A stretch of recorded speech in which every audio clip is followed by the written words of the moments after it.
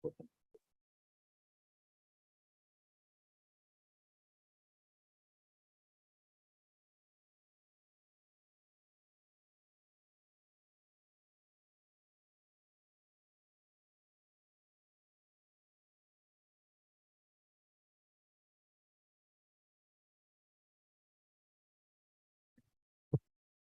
morning, members.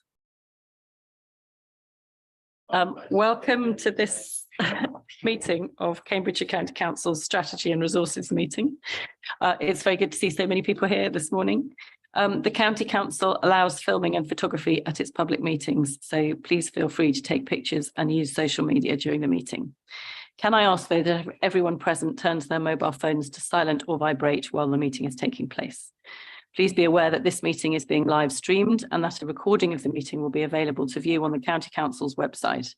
There is no fire alarm test scheduled for today. If the alarm sounds at any point, I will adjourn the meeting and we will all make our way downstairs out of the main building and turn left, and the muster point is at the far end of the building.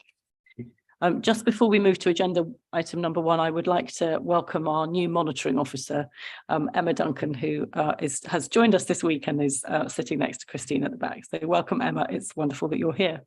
At some point, I will also need to say thank you to Tony Cooper, whose last meeting this is likely to be, and it's very nice to have him with us as well this morning in person. Michelle, shall we go to apologies for absence? Yes, I've received apologies from Councillor Goldsack, and Councillor Maguire is substituting today. Thank you. And thank you, Mark. Councillor Maguire. Does any member wish to declare a disclosable pecuniary interest or a non-statutory disclosable interest? Councillor Cant. Yes, Chair. Seeking advice on recommendation G on the IFMR paper. This is the confidential waste matter. I think previously those that are on district councils or on Cambridge City Council could not be involved when it went to ENGI. I declare that obviously it's on my record of interest that I'm on the district council, so I believe that I'm also not allowed to take part in that. In pursuing that question, what I need to ask, although it's just for noting, it's not for anything else, the sheer fact that it's in front of us as a recommendation, and therefore a normal avenue for me might be, say, for example, hypothetical one, I could have moved an amendment, note and comment, or note and object, or whatever. So the fact that I don't believe I can do anything, I don't believe I can note either. If I can't note, there might be others in the room the same, and therefore it might be in court on that question. So a complicated little bundle, but I think it's already been examined to some extent, so I'd appreciate a reply on that. Thank you. Thank you. I'm going to ask Linda Walker to inform us on that one, because she's been dealing with this all the way through. And what you say applies to you also applies to me and Councillor Bowden and a number of others in the room, several of us. Linda. Yeah, I think it's extremely complicated, this issue, as you're aware. Clearly on EG&I, all of the people who were dual hatters couldn't take part in that meeting, which is why we had substitutes. We, at one point, as you know, were looking to have a special S&R committee, but instead, rather than having something where a decision needed to be made, this has obviously gone into the into an overall report, which is just for noting. I think members who are covered by this obviously wouldn't take part in the discussions on this, but it is, you know, we've kept it fairly low key so that we're not looking into all of the details, so it is just to be noted. So I think, you know, that can occur. Linda, can I just ask for some slight clarification on that? In that case, would it be preferable if those of us who are dual hatters were either to leave the room or to not comment? And presumably, if you would prefer us to either leave the room or not comment, I'll need to hand over to Councillor Vinshini to chair that part of the meeting. Yeah, I mean, hopefully you'll be quorate if that occurred. I would ask you not to comment. And I mean, obviously, ideally, it is best to leave the room, but if that would make the meeting inquorate, I think we've just got to be realistic that you may have to remain in but not take part in the discussions. I'm not quite sure, obviously I'm not there, so I'm not sure on the numbers, But yeah, ideally, I think it probably would be best to leave, because we've held that line throughout. Thank you, Councillor Cant. Yeah, I'm not sure. So the last comment was we obviously should leave. So perhaps it may help to have a counter. At the end of the day, rules are rules. So we can't say you're in quora, so therefore we better stay in the room. That's okay. We're either in quora or we're not. And if the advice is to leave the room, we've got to leave the room. If that's in quora, then SNR can't note the report. What are the impacts of not noting the report? Are there any at all?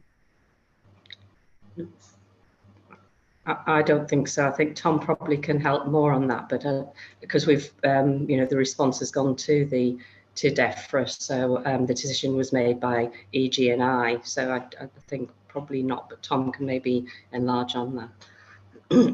Tom.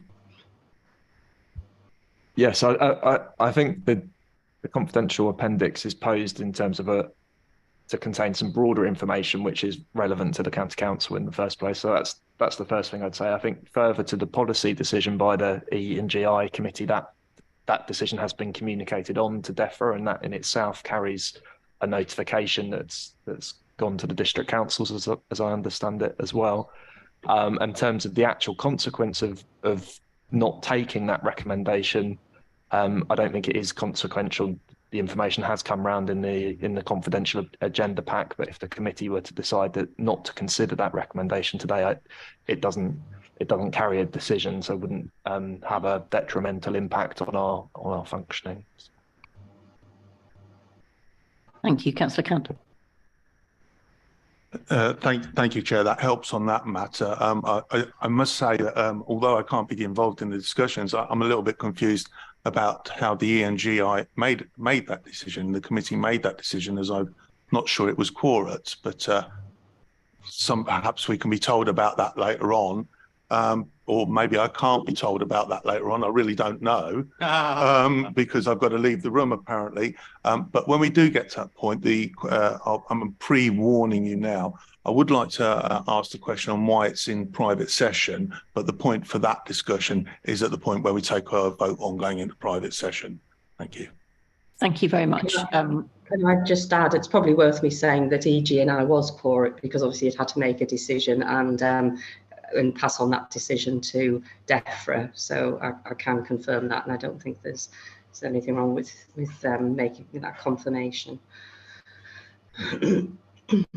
Thank you very much for that clarification, Linda. And clearly we will come on to a discussion about the going into private session at the relevant point on the agenda. So I think we'll move on from that at this point to item 2 on the agenda, which is the minutes. Are there any questions on the minutes or the action log? I don't see any questions on the minutes or the action log. So I will sign those as a correct record during the course of the meeting. And we will move on to item 3, which is petitions and public questions. I believe we do have some public questions. Are we taking them now, Michelle? Or... Yeah, we've received one public question, but we're going to take it at the relevant item. I had a feeling that would be the case. So we will take that question at that point on the agenda, and we will move on to item 4, which Stephen is already here to discuss, which is the integrated finance and monitoring report. So if you'd like to introduce that, Stephen, that would be great. Thank you, Chair, and good morning, everybody. This is the January 2023 integrated finance monitoring report. I think it's the last finance monitoring report that will come to this committee this financial year, ahead of the outturn report later. This report consolidates the finance monitoring reports that goes to all of the individual committees into the overall council position.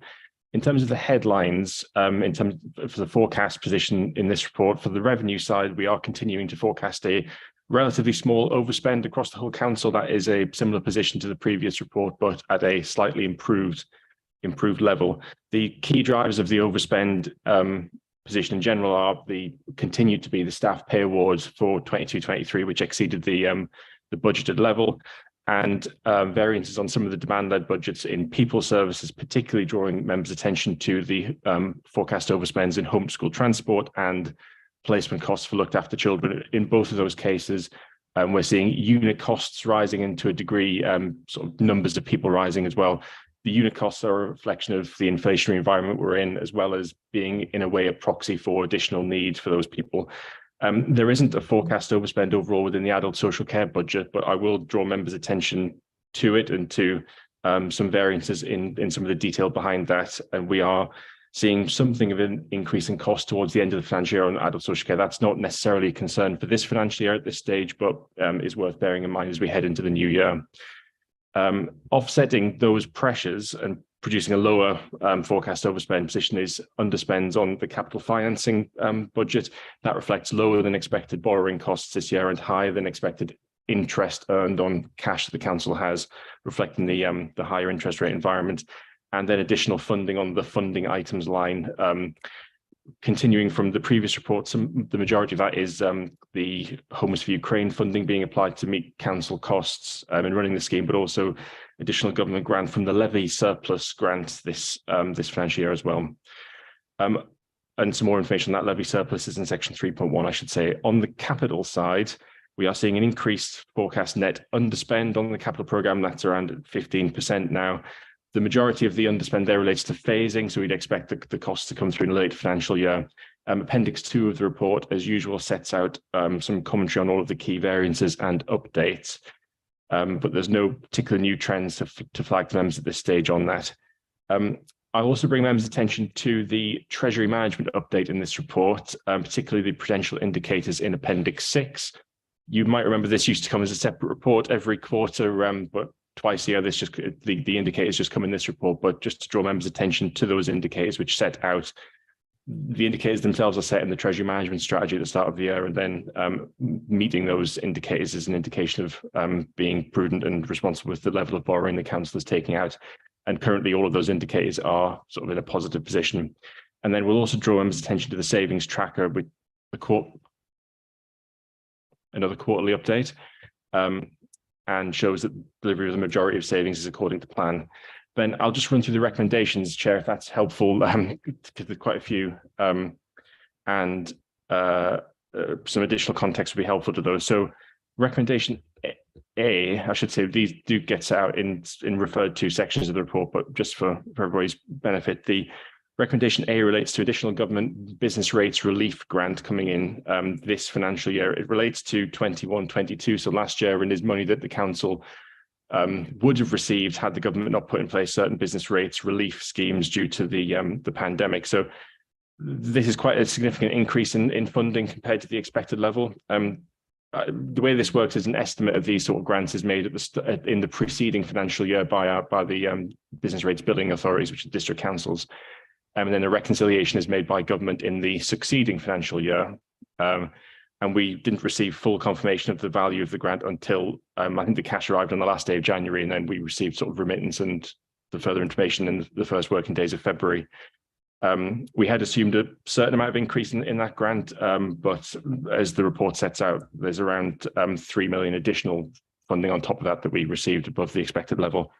Recommendation B suggests transferring much of that additional funding into an earmarked reserve to provide for guided busway widening work. The background is in 3.2 of the report, and I think links to a recommendation that went to H&T committee recently as well. It provides for an earmarked reserve that will be spent next financial year on that capital work, and that the capital scheme relating to that is recommendation D in the report as well. So those three recommendations sort of flow through and go slightly hand in hand. Recommendation C deals with the recommendation from this Children and Young People Committee recently around allocating funding from the business change reserves to the strengthening services programme that would expect to be spent in the next financial year. And the decision here is around funding of that recommendation. Then recommendations E and F are further changes to the capital programme. I'll particularly draw members' attention to recommendation E around school capital schemes. This relates to the safety valve programme with central government, which has unlocked a significant amount of capital and revenue funding to try to deal with the councils or the counties' dedicated schools grant deficit, which has accumulated over several years. So that's about £11.3 million of additional school capital funding, which is proposed to be spent in accordance with the appendix set out. And recommendation F is relates just phasing of budgets relating to the spend profile of payments to national highways around the A14 improvement works. And then following the early discussion, I won't move recommendation G, and the information in the report sort of speaks for itself on that. So thank you, Chair, and I'll happily answer any questions. Thank you very much, Stephen. Are there any questions on the report? It's a very thorough report. Steve.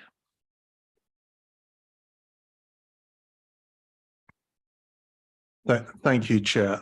Before I go on to the questions more widely, I have to ask why the Appendix E is confidential on the issue that I can't discuss. So although I can't discuss it, I do have to ask why it's confidential.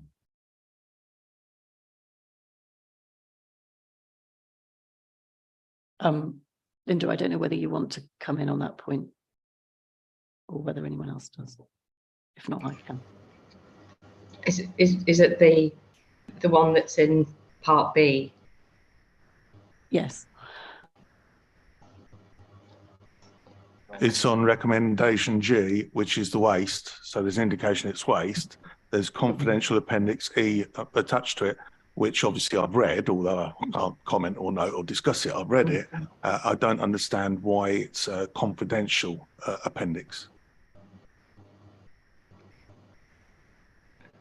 I think it was, we felt that it was sensitive information because obviously it had been discussed, the whole matter had been discussed confidentially in EG&I, and this is sort of going forward, so it should remain confidential.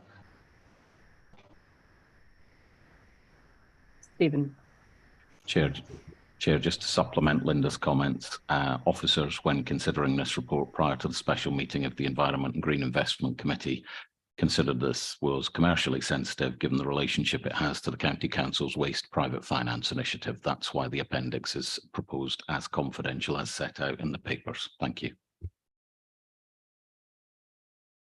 Councillor Camp. Thank you, Chair. I understand there's two issues covered in the appendix, one of which I can see and I've discussed and been party of and have no problem with discussing, which is obviously has commercial interest and therefore confidential. The second part, which is the issue with our recap partners, I don't understand why that is confidential and sensitive. There are only certain grounds that items can be kept confidential. Could I ask that we have a written explanation for why that part was confidential, circulated to members after the meeting? Thank you. I'm sure that can be provided. Thank you. Yes, we can do that. Thank you, Chair. If I can move on to questions more generally, I've got a series of questions. It might be useful for officers to take a couple of notes and then answer what they can, what they can't. I'll ask, perhaps they could circulate afterwards, after I've received the answers, if I could go on to comments, please. On page 19, there is a report on the overspend to the home to school transport. The very last paragraph on page 19 said there's a lack of providers in the Cambridge South area, which means the contractors are coming in from elsewhere at higher cost. And then it goes on to say the stagecoach retendering exercise has also contributed to the additional pressure, about £540 a day. I don't understand why it's a stagecoach retendering exercise. I would have thought the County Council would have had a retendering exercise of which stagecoach would have been invited amongst other bidders to apply, or is there some other rationale for it being called a stagecoach retendering exercise? So an explanation on that one, please. On page, strange hasn't come up. On page 23, on the revenue budget, the public health budget, as usual is very close to target. It's 1.3% variance. It's got a £27 million budget. What concerns me here is the level of contracts that are issued in a year for other years. So the public health contract issues a contract for this year for multi-year use, doesn't spend the money in this year and declares itself as a balanced budget. So the question I have is, how much of the £27 million public health budget is to deliver services in the financial year? Because I think if we viewed it through that lens, there might be an enormous variance, meaning that the public are not getting the public health that they should as early as should. So that's a question, please. On page 33, there's a point of on reserves under 5.1. It states the medium-term financial strategy assumes a gradual reduction in the overall level of reserves as earmarked funds are spent, much of which is already planned into the medium-term budgets. And I want to focus on the words much of which. So there is £155 million in reserves. Some are general reserves, some are earmarked reserves, etc., etc., etc. I would like to ask the question, when it says much of which is already planned in the medium-term match, how much that actually is. I don't expect an answer on that one today, but I'd like this to be analysed in some detail. So I'll give you an example. If we take an insurance budget, that has no planned expenditure over the, an insurance reserve, that has no planned expenditure over the MTFS. But it may be that something crashes into a building and much of it has to be spent or drawn upon. So therefore it may be used. So we hold a reserve for that, but we hope and we don't anticipate it to spend. There are many, many budgets like that that make up the £155 million. It would be useful to know, when we say much of this, how much is actually planned to be spent and how much is actually there for that day, because obviously there becomes a circumstance, there's so much being held that you would not expect all of those to happen at the same time.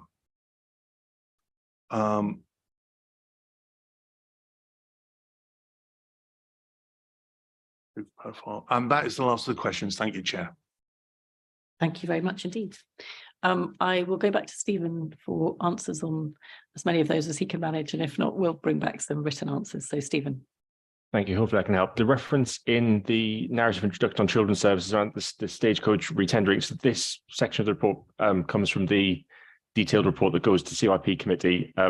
My understanding of that reference was, I think it's to do with the earlier in the year, the changes to the bus routes that was made by some of the bus companies that has resulted in previous service bus routes that would take children to school not being available on a given day or at a given time, and that then necessitates the council putting on transport provision to those schools in lieu of the service buses, which obviously would be a cost to council in that situation. Your second question, Councillor Count, on public health budgets and contracts. So if I understand the question correctly, if multi-year spend is taking place within any budget in the council, so if a contract is paid for upfront for 3 years, according to the sort of accruals principle, that would then have to be matched to the relevant financial year. So in a sense, all of the budget in a given year for public health is for that year's spend. What does transfer over multi-years in public health is the reserve that the public health the previous year's underspends on grants has built up over time, which is projected to be spent in a way over the next couple of financial years. So the £27 million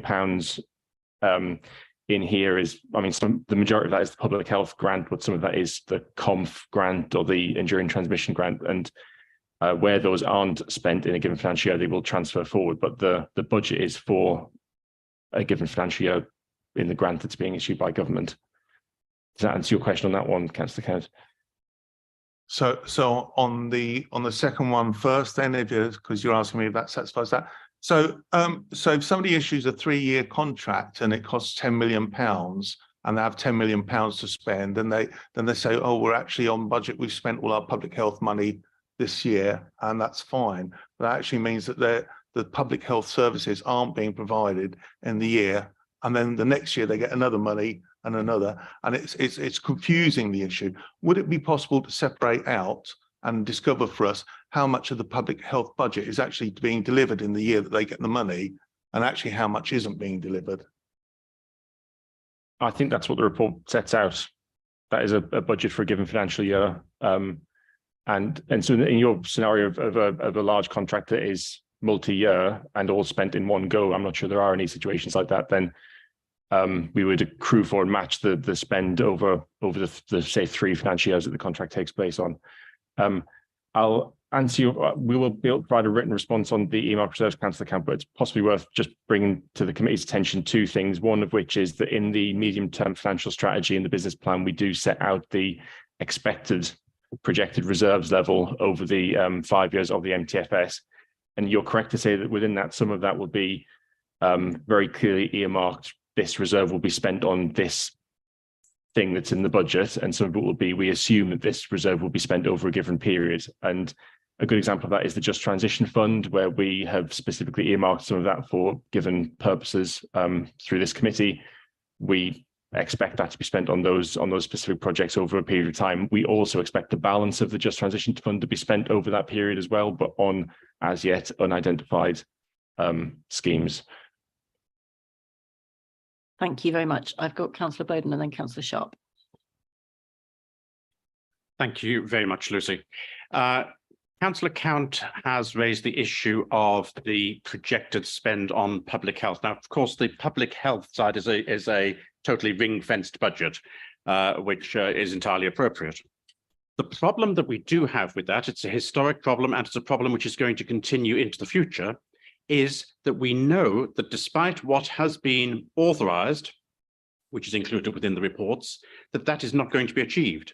We're not going to achieve our authorised spend in 22-23, and we similarly aren't going to achieve it on 23-24 in a number of our very large contracts, because we know there hasn't been the capacity for 22-23, and there won't be the capacity for 23-24 fully to achieve that spend.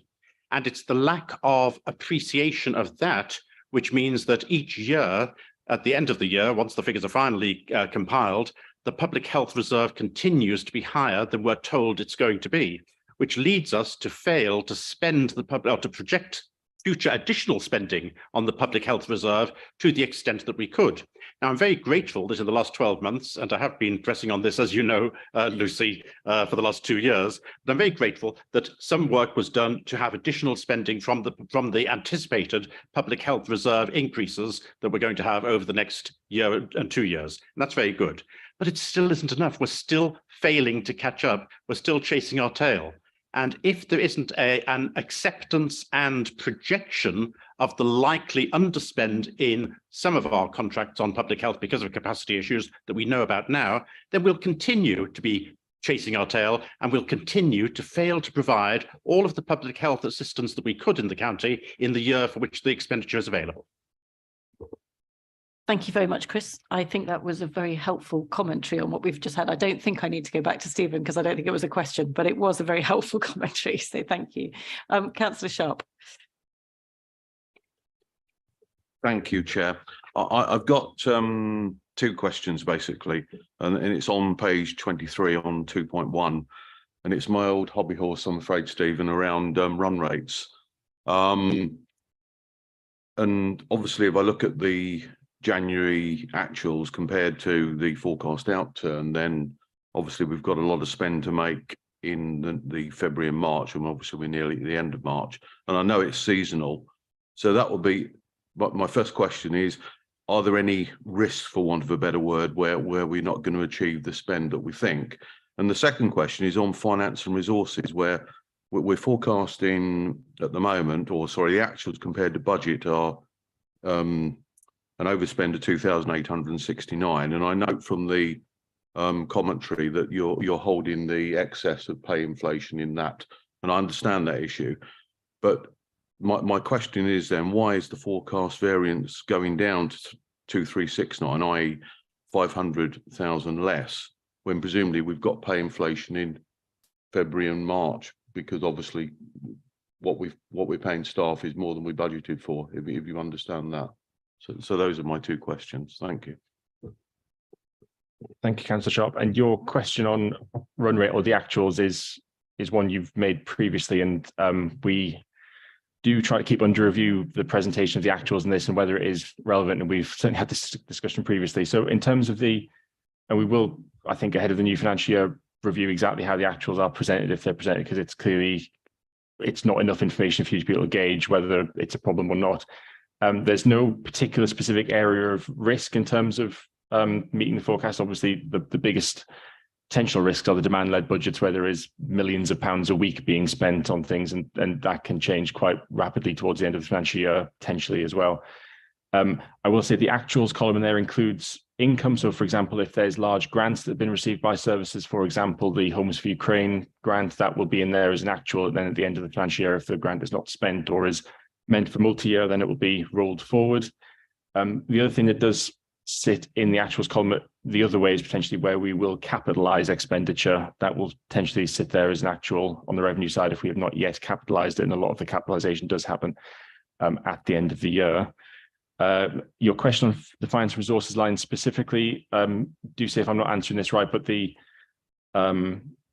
forecast overspend in there predominantly is relating to the pay award. You can see if you go down to the specific FMR for this committee's services, there's more of a breakdown in that, but the forecast overspend is for the entire financial year. When the pay award is announced, the budget is transferred, or this year the budget was transferred to services, and the forecast overspend for the whole financial year was reported against the finance and resources line. Thank you very much, Stephen. I've got Richard and then Graham. Thanks. On the public health issues raised by Councillor Count and Councillor Bowden, I acknowledge that that they do and have today been asking questions about that. That's quite proper. I don't criticise that in any way. I think Councillor Count's mainly is about the accounting, so I've absolutely leave that to Stephen to comment on, although I always thought run rates were to do with cricket. So I've learned something today, so thank you very, very much indeed. But on the serious point about the underspend, thank you to Councillor Bowden for acknowledging the efforts that were made in conversation between us and colleagues last year to catch up in terms of the spending. It's important to say to all members of the committee, the reason that there's underspending is that post-COVID, it's been difficult to deliver all of the programmes we would like to deliver on public health. We're driving up participation, that is coming back, but it's gone slower than we would like. And the other major impediment that we have is recruitment of staff. These are qualified health professionals, and we're suffering the same challenges in terms of recruitment of staff as the health service. And so then in the last year, our Director of Public Health has had to come to a view about making sure we spend the money and spend it effectively, but also that it really is effective. And then some of those are about contracts over a number of years rather than trying to spend it in 1 year. And she's come, in our view, to the right balance in making recommendations to us. And that's what the committee has agreed. In that circumstance, I hope councillors and the council has confidence in the strategy that we have been following. I don't, as I say, criticise colleagues from the opposition for scrutinising that and questioning that. That's completely proper. But I myself want to express my confidence in the decisions that have been taken, and I promise you that we continue to look at it very, very carefully. Thank you very much for that clarification, which again, I think is a clarification. I shouldn't come back to you, Chris. I'm going to, because I think it might be helpful, but then I will go to Councillor Wilson. That's really kind, Lucy, and thank you very much indeed. And I'd like to thank Councillor Hewitt for the comments that he's just made, which are extremely helpful. But he has admitted there, quite correctly, he's not trying to hide anything, that we know that we've got post-COVID drag, which is taking place, which is stopping us from being able to deliver everything that we want to deliver on a number of our serious projects. And we know that we've got recruitment problems which are going to continue, with all due respect, into 23, 24, and we're going to fail on a number of our seriously large commitments to actually fulfill those commitments. Given that we know that now, should we not be projecting that now so that we know what funding we have, additional funding we have available in various years? So potentially additional spend can be found in other areas to be able to make use of that at the time that it becomes available. And that one is a question, as it happens, Lucy. And I'm raising it here, not because I'm asking for some definitive answer, but merely that it be looked at further by the Director of Public Health and by the Chair of the committee. Thank you. Thank you. So I'm going to say that I think that can be noted. I don't think it's a question for Stephen. I think it's a question for health colleagues. And I think that's been a useful discussion, but I'm not going to come back for an answer directly on it now. I will make a small comment when it's my turn at the end. Graham. Thank you, Lucy. I just wanted to finish on a more positive note, that looking at page 16, the revenue budget variance is only 0.2%, which I think is an admirable outcome. And I'd like to congratulate officers and members to a certain extent, but officers in particular for everything that they've done to get to that position. Thank you. Thank you very much. I think we haven't quite got to the end of the year yet, so we'll see whether it's where it goes in between. But it should always be the goal to get the financial planning to be as accurate as it possibly can be, because that allows us to make the best use of our resources and to make the best assessment of how we can of what what our priorities within those resources should be. I don't see any other hands, so I think it is now. Oh, go on then, Steve. Well, apologies, Chair, but I said I've got some questions, then I had responses, and I said I'll come back, but you went to Chris because I thought it was on the same subject, so I'm not exactly letting go of my thank you very much, Chair. Right, so in the responses I got, so thank you very much for the first one, which I think the Stagecoach, then it looks like what you're saying is that it was due to the Stagecoach retendering exercise, we had to review what transport there was available for children. So just a verbal confirmation, if I've now got the correct understanding of that when we asked for home to school transport for children, we just retender directly with Stagecoach and adjust their prices. We actually went out to the wider market. So just a simple, have I now got the understanding of that section correctly? On the reserves position on the MTFS, I couldn't find it very quickly. You see, obviously, it is published as part of the MTFS. So if you could come back and circulate to this group, how much of the £155 million is planned to be spent over the MTFS, which, as you quite rightly say, if you just take the start position of 155 million and tell us the year 5 position, what that is, because I'm concerned by the use of the language, much of which is already planned. And I think we'll find that it's probably in the less than 10 million mark out of 155, but I stand to be corrected. On comments, no more questions for officers. On comments, I am increasingly concerned by the lack of action on our roads and waiting for this new master plan to come forward. If I point to page 54, the B1050 Shelfords Road, which you abandoned, that is becoming unusable and dangerous, as are many other roads. We've heard you say repeatedly, it's no good doing the same thing because it doesn't work. So we need to find a new way forward. I've also heard comments on the radio from yourself, Chair, that allocating pothole money to rural fen roads does not make as much sense as to roads that are used by cyclists. If there is a change of strategy, I'd like to know what it is, but at the moment I am very concerned about what's failing, and I draw a particular attention to the plan. What is the plan for the B1050, seeing as the current one just sits there in abeyance? I'd also like to ask officers to actually quantify the amount of money that this organisation has lost on their energy programmes. We have lots of different programmes that is said they are losing money because they are late. They all have their individual, I was going to use the word excuses, shall we say reasons why they are late, but there is this underlying thread. It doesn't really matter because energy prices have gone up, so they will recover some of that lost money later on. Well, it would have been better to deliver it on time. There was an earlier report that mentioned staffing constraints, which was something that the administration could have dealt with, and actually allocated more staff resources at that point in time that may have helped one or more of those projects. So I would really like to have some quantifiable evidence, some information on the total quantum that is lost there. On losing money, I can now point directly, page 64, external income. The change in policy that was taken through full council on advertising now has a direct cost of £205,000 cost to the council associated with it. So thank you for quantifying that. Obviously, we voted against that. I'm very disappointed on that.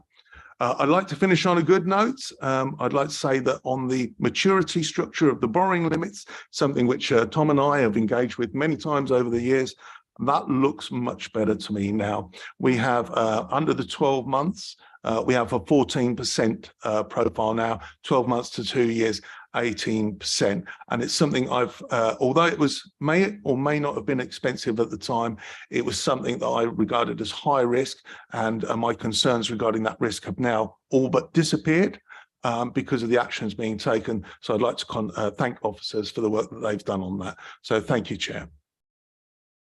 Thank you. Sorry. Thank you very much. There are a number of points there. Stephen, I don't know whether you want to come back on any of them at this point. You don't, there's no obligation.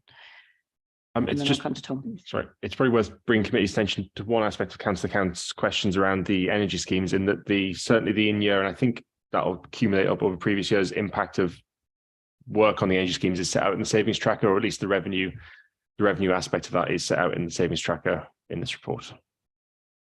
Thank you. Yeah, Tom. And just a couple of things very quickly. We will come back to Councillor Count on his reserves query in writing. It's worth saying I don't actually recognise that 155 million figure, and of course, the consequential thing for the council is which reserves are cash backed, which ones are usable reserves, and we'll clarify that in the written response. And the point around advertising that's been picked up from the tracker, that is a saving that is off track, and there is an active programme and reset of that target through the business plan, but it doesn't relate to a policy change that the council has made. That's not the reason for that variance. Thank you very much indeed for that clarification, Tom. Lorna, did you want to come in? Yes, I just wanted to say something on two matters that have just been raised, one on roads and the other on energy. On roads, I have seen it suggested that the County Council should try to free up some money to address the road problems that we see in this county. I have to say, firstly, those problems have been building for a very long time. Secondly, they are widespread, and there are many examples in my own division, and also in neighbouring divisions. Councillor Count has mentioned the B1050. It is my regular route down to the A14. I drive it frequently. I am aware of the dreadful state it is in, as are other roads such as Black Bank and 40-foot Bank, which had to be closed recently for emergency work. There is a long list of roads, not just the B1050, that are in a terrible condition. That has been exacerbated by the extreme weather we've had and the shrinkage and expansion of the substructure to the road, which has caused the surface to crater, to split, to crumble at the edges. And the solution that has been employed previously of slapping tarmac over the top to level it out, actually in the long term, we are advised by our engineers, has simply exacerbated the problem. The solution isn't freeing up some money, because the money we are talking about is far in excess of the money that we have available for maintenance of our roads.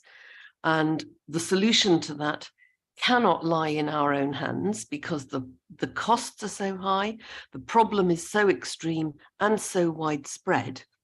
And even if we were to have all the money that was necessary to deal with all those roads at once, we'd be talking about closures of roads across the county for years. So we've got to work a way out of that. And the solution to that is at governmental level. And we are actively engaged with government. And Councillor Bowden looks sceptical. We can't magic the kind of sums we're talking about out of our current maintenance budgets. That is clear. It needs government intervention. It needs government involvement, government buy-in for restoring our road network. We are actively engaged with government, with the Department for Transport on that to try us and see our way through to a solution. I am not in any way suggesting that the roads are not severely in trouble. They are. That has been building for a long, long time, and it needs a very serious intervention by government to help us, to work with us, and I mean a financial intervention to sort that out. On the energy schemes, I will point out to Councillor Count that we have a very active Green Investment and Utilities Advisory Group, which is meeting regularly and on which his colleagues are represented and actively represented. And there is opportunity regularly for all of the schemes to which he refers to be questioned, to be discussed at those meetings. I think the meetings work very well. And if Councillor Count is not happy with the representations that his colleagues are making within the Green Investment and Utilities Advisory Group, he might want to have a word with them. Thank you. Thank you very much. I don't really want this to become a debate between members. So if this is a further question, that's fine. So it's clarification for officers. Okay.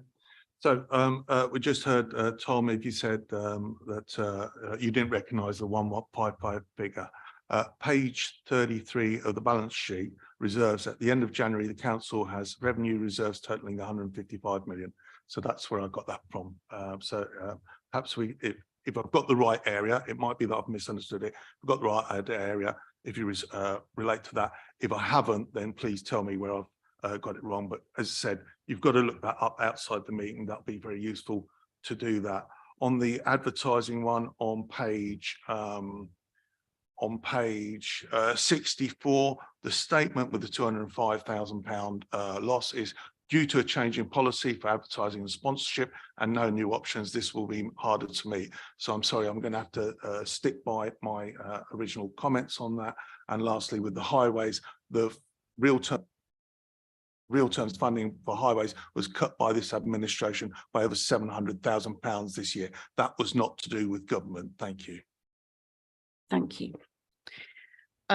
Okay, I don't see any further hands, and I think we've had a good discussion about this document. I'm going to go back to Graham's point about the very close relationship between the budget as expected and the budget as it stands now, and I think it is a good thing for all of us that our budgets are turning out as close as they possibly can to our expectations.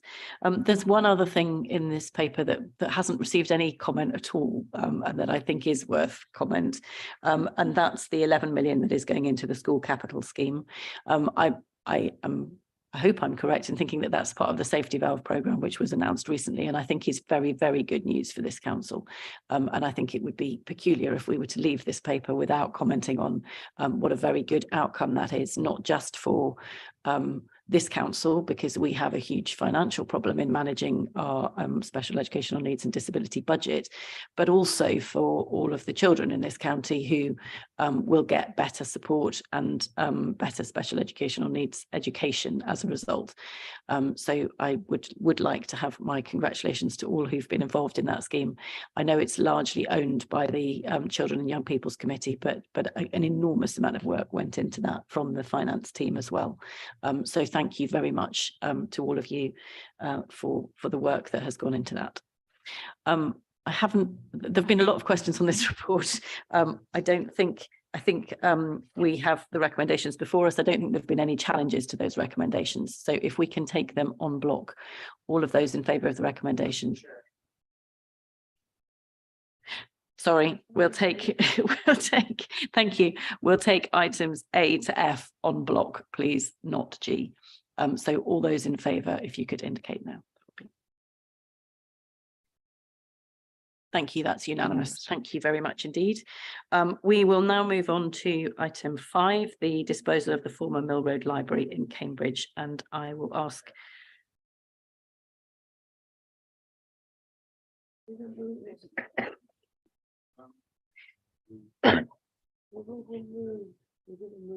I think it hasn't been moved. I think I think we have established that there is no need for that recommendation to be taken. So it has not been moved, it has not been taken.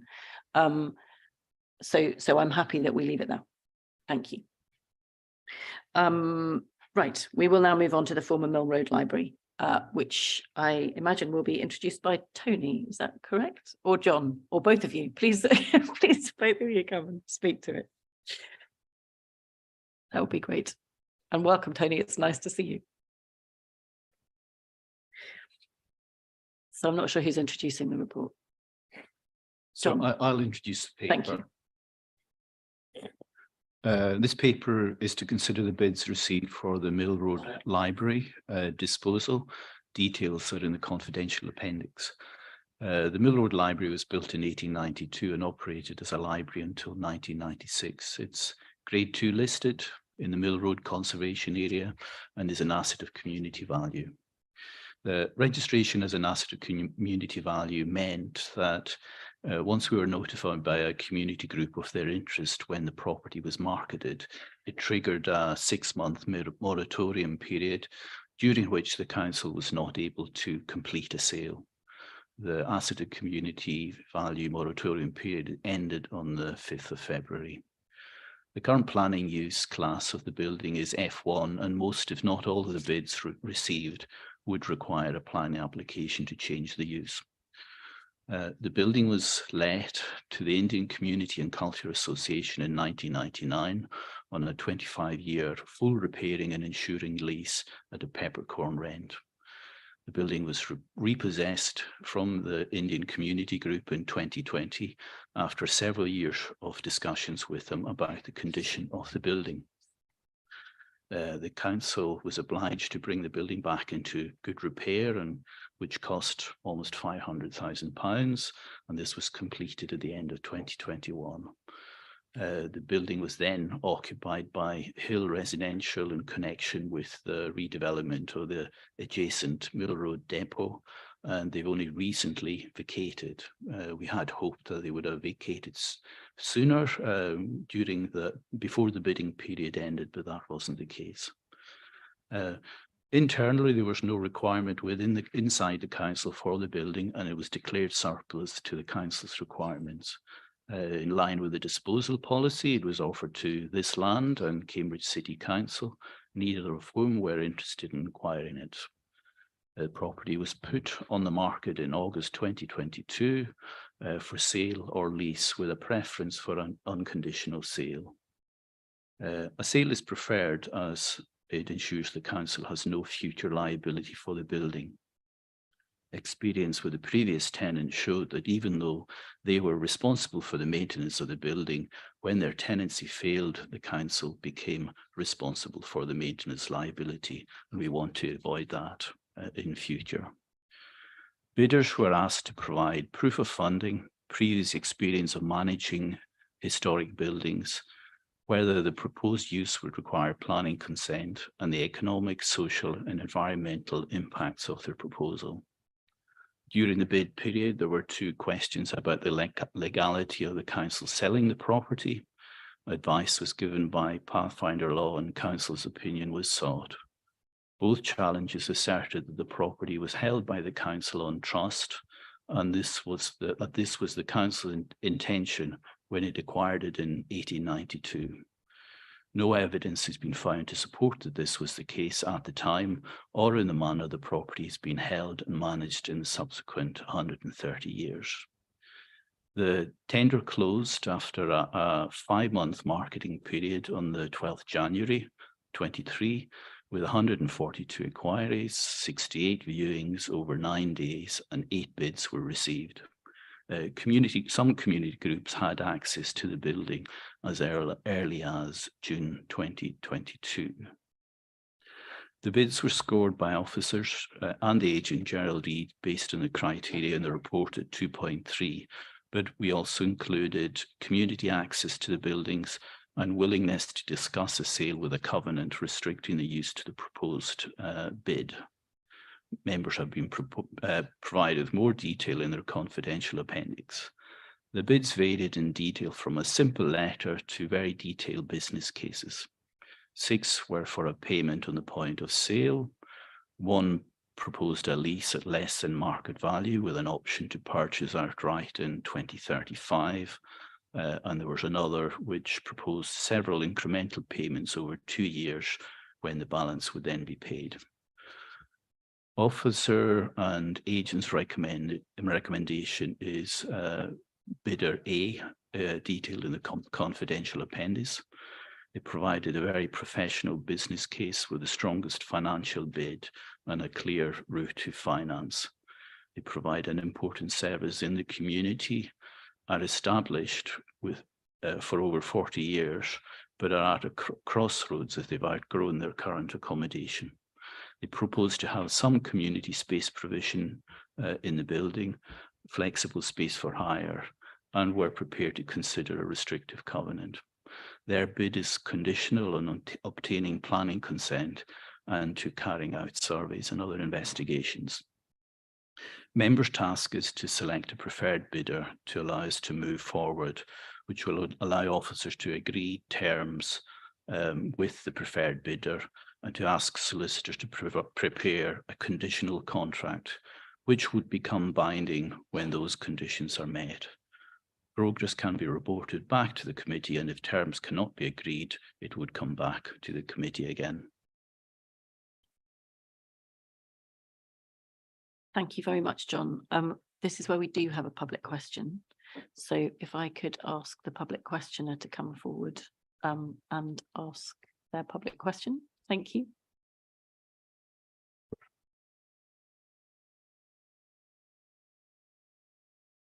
John, Mr. Preston, you have 3 minutes. Thank you, Chair, and good morning, everyone. I'm John Preston, Moor Road area resident and former Historic Environment Manager for the City Council. You've seen my draft question. I challenge both the secrecy of the process and the report's recommendations. I ask you why the secrecy? What, apart from financial details, needs to be concealed from the public report? Why doesn't this report include a matrix with criteria agreed by members, comparing all the bids with financial aspects ranked in order? To what, if any extent, does the officer assessment include benefit to the local community or compatibility with a listed building? Does the confidential appendix even mention that one community bid is supported by over 750 letters of support from individuals, groups, and institutions? The convener of that bid asked to speak to you today, but was denied permission. What was the basis for that denial? The officer decision to put the building on sale was taken without consulting the local community for their ideas, and they weren't even given the opportunity to see inside the repaired building before it was occupied by Hill. You wouldn't be considering this report at all if the County Council under the former administration had been a responsible landlord and monitored the ICCA's compliance with its repairing lease. Had inspection checks been made in timely fashion, the building would not have been allowed to deteriorate, and 500,000 of public money might not have had to be spent. With imagination from both councils, the former library, Mill Road's only listed building, could have been the community centrepiece of the city's depot site development. But your officers didn't engage on behalf of the building, and the city's development has made no provision for its needs. The document I circulated highlighted those challenges. The interior of the old library is high, but not high enough to accommodate 2 floors below the ties, and it's wholly unsuited to provision of small, intimate spaces. Planning, conservation, building control, environmental health, access and fire officers, and county council highway engineers will all need to be involved in trying to resolve these constraints. I understand from checking with the city council that nobody has yet been in touch with them for pre-application discussions. So this report is premature.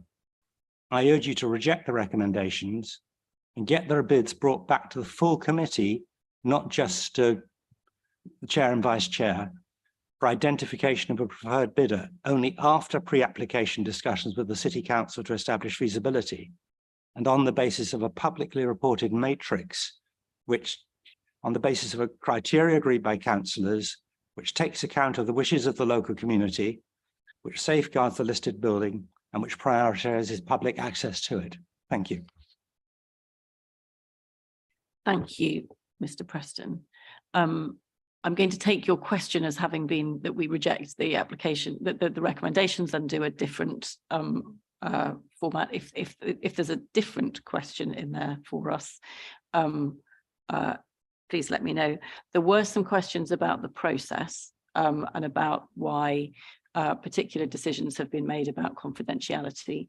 And if she's available, I might go to Linda Walker to explain the rationale behind the confidentiality and the rejection of one questioner who was not able to ask their question. So Linda, would you be able to clarify that for us, please? Yes, I can do.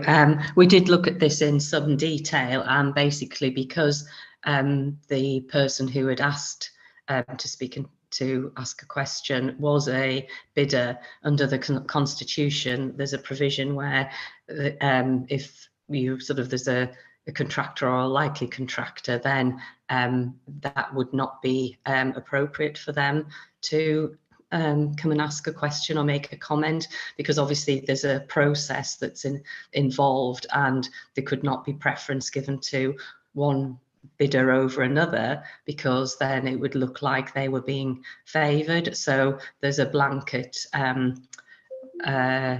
provision that would not allow that person to come and ask a question or make a comment at a committee.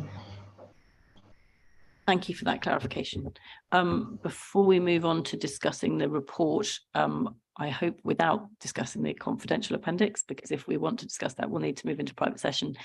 Does anybody have any questions to Mr. Preston?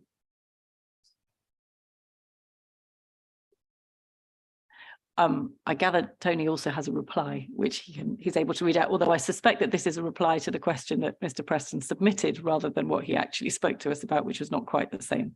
But Tony, if you would like to read that out, that would be great. Thank you, Chair. Yes, it's a response to the question that was submitted originally. I'd like to thank Mr. Preston for his statement and note that we understand he may be an advisor to one of the bids for the former library. There are a few points of clarity I'd like to make to this. Firstly, the report is concerned with the sale of the building, and as such, that is the focus of the matter concerned.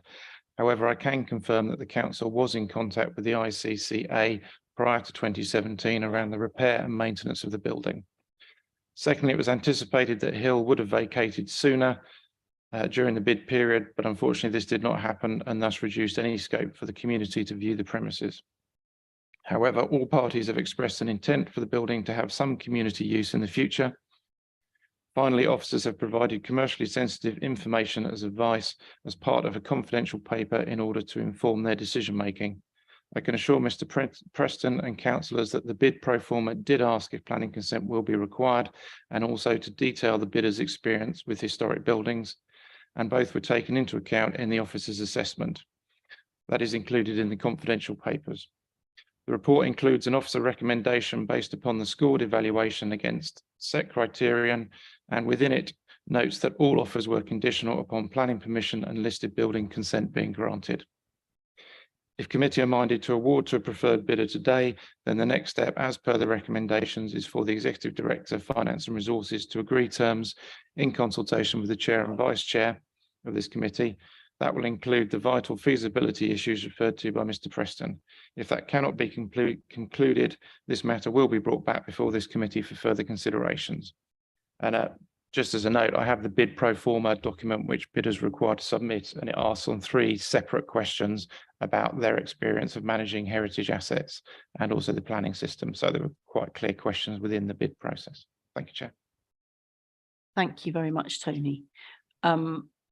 Before I move to open debate, there is also a suggestion of an amendment to the recommendations. So I don't know whether anyone wants to debate it before or after I raise that point. Graham. Chair, you were asking earlier whether anybody had any questions for Mr. Preston. Are you still after those? Now would be the appropriate time for those, yes. Well, I just want to clarify, particularly in the light of what Tony has said, whether it is correct or not that Mr. Preston is an advisor to one of the bidders, and whether that affects Linda's statement about bidders should not be representing themselves here. And secondly, just to confirm the number of people who signed the petition, that indicates to me that quite extensive knowledge of the process was held by local residents. And if that's the case, does that count as community consultation? Thank you. Thank you. Thank you, Graham. I will go back to Mr. Preston very briefly. Thank you, Chair.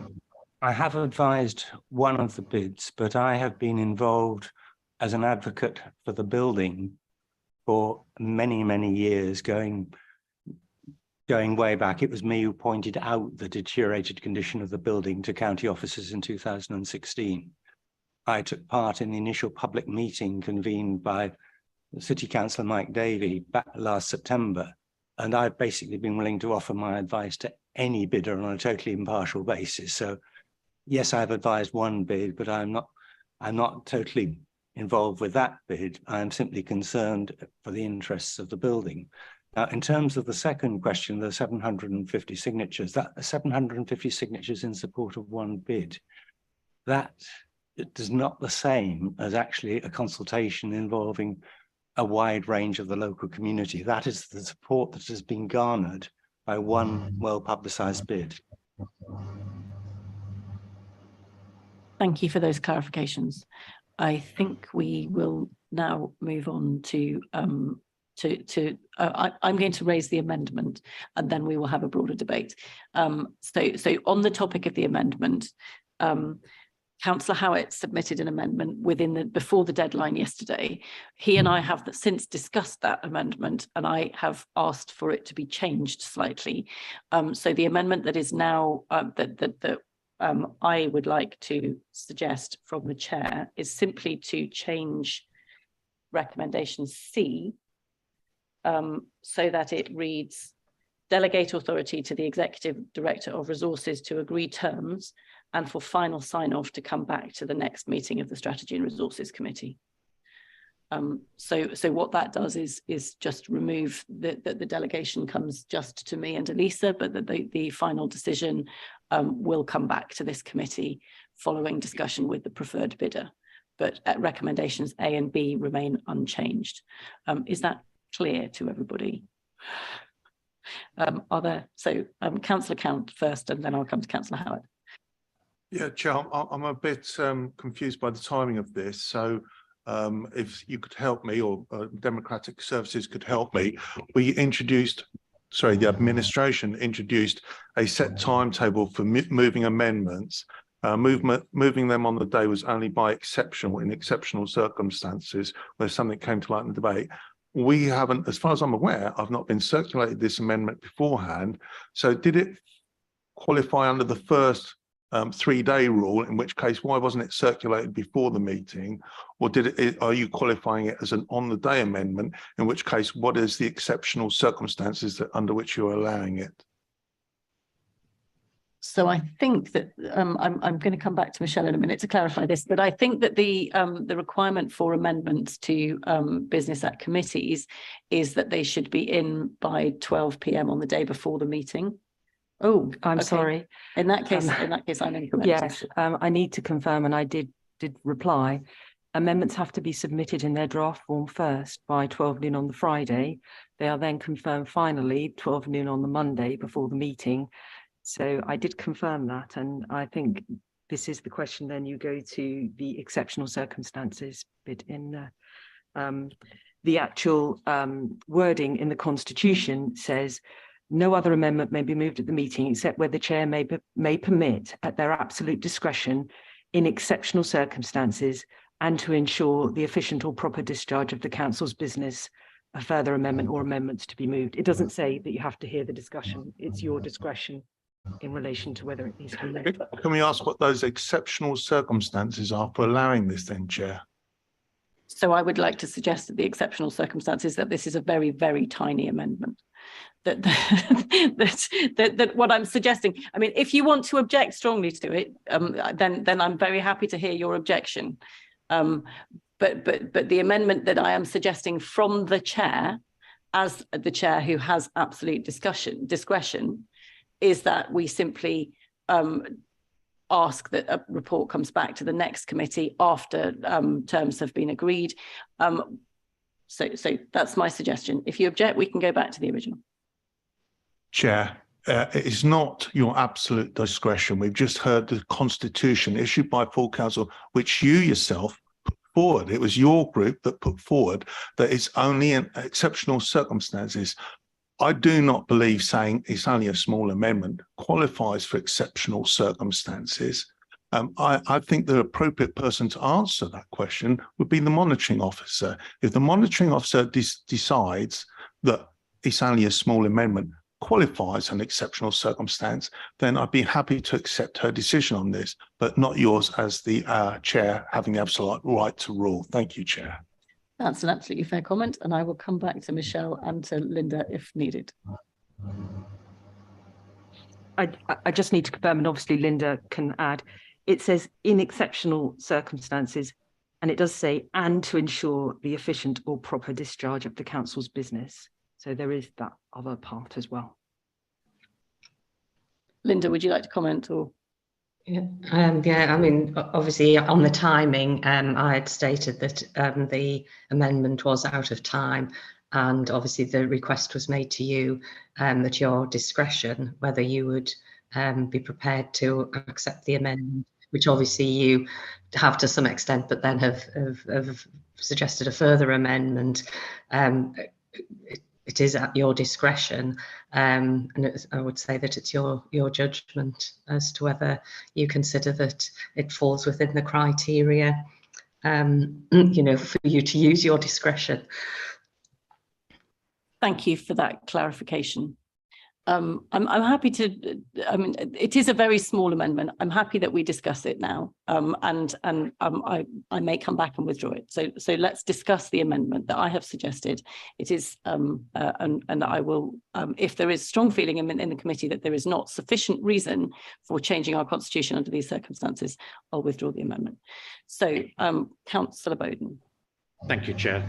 Following correct procedure is very important for a number of reasons, not least of which that if we consistently don't follow correct procedure, the danger is that some of our decisions may end up being ultra vires and may be able to be challenged.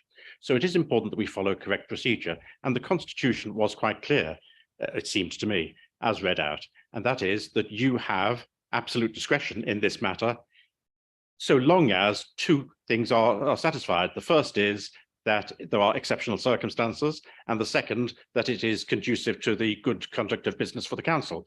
There's no doubt at all that this is conducive to the good conduct of business of the council, but it was an and, not an or. And the and included it being exceptional circumstances.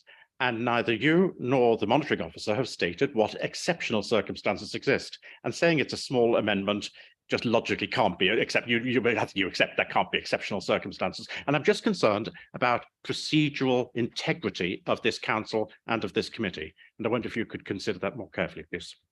Thank you. Councillor Wilson and then Councillor Howard. Michelle sent us the public question at 16:46 on Monday, which is after the time and date for any amendments. Having read the public question, and particularly having heard from Mr. Preston today, I think a number of us have got concerns about what is being proposed. And therefore, to suggest that the document, the approval process comes back to the full committee, to my mind, is an exceptional reason and justification for your amendment. Thank you. Councillor Howard. I wish we were discussing the merits of the issue rather than this, but we've got to do it. I heard what the monitoring officer says. Absolute discretion means absolute discretion. You make a judgment, and it's not for us to vote on your judgment. It's for you to exercise a judgment. I'm very clear in supporting your proposed amendment. It's not everything I would wish. You know that, I know that, others will hear that. But it does enable a process to take place so that the discharge of the building, disposal correction of the building would not take place before we as members meet again. And that seems to me to be furthering the efficient and proper discharge of the council's business. I fully support your view on that. And I just, you know, my friend and colleague, Councillor Bowden, who often criticises me, but always for the best reasons, often says to me, come on, you're in the chair, make a judgment, don't you? And if you're doing that today, I think you're doing the right thing. You're only doing what happens in every other committee of this council. And my plea to you is to be firm and decisive on this and to enable us to discuss the issue. And the issue is really important to people, and they won't really be thanking us for having this procedural argument. Geez, Lucy, to be very quick, I must make it clear, I have often said to Councillor Hewitt it's appropriate for him as chairman to give a lead. I have never suggested that he do so in a way which breaks the constitution. Oh, sure. Thank you. I'm not sure that was a point of order, but nonetheless, we shall move on.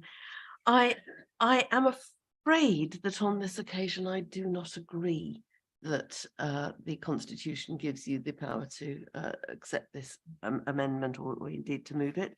I do not believe, I think the word absolute is really unhelpful in this context because it's an absolute which is followed by two caveats, and it is either absolute or it is not.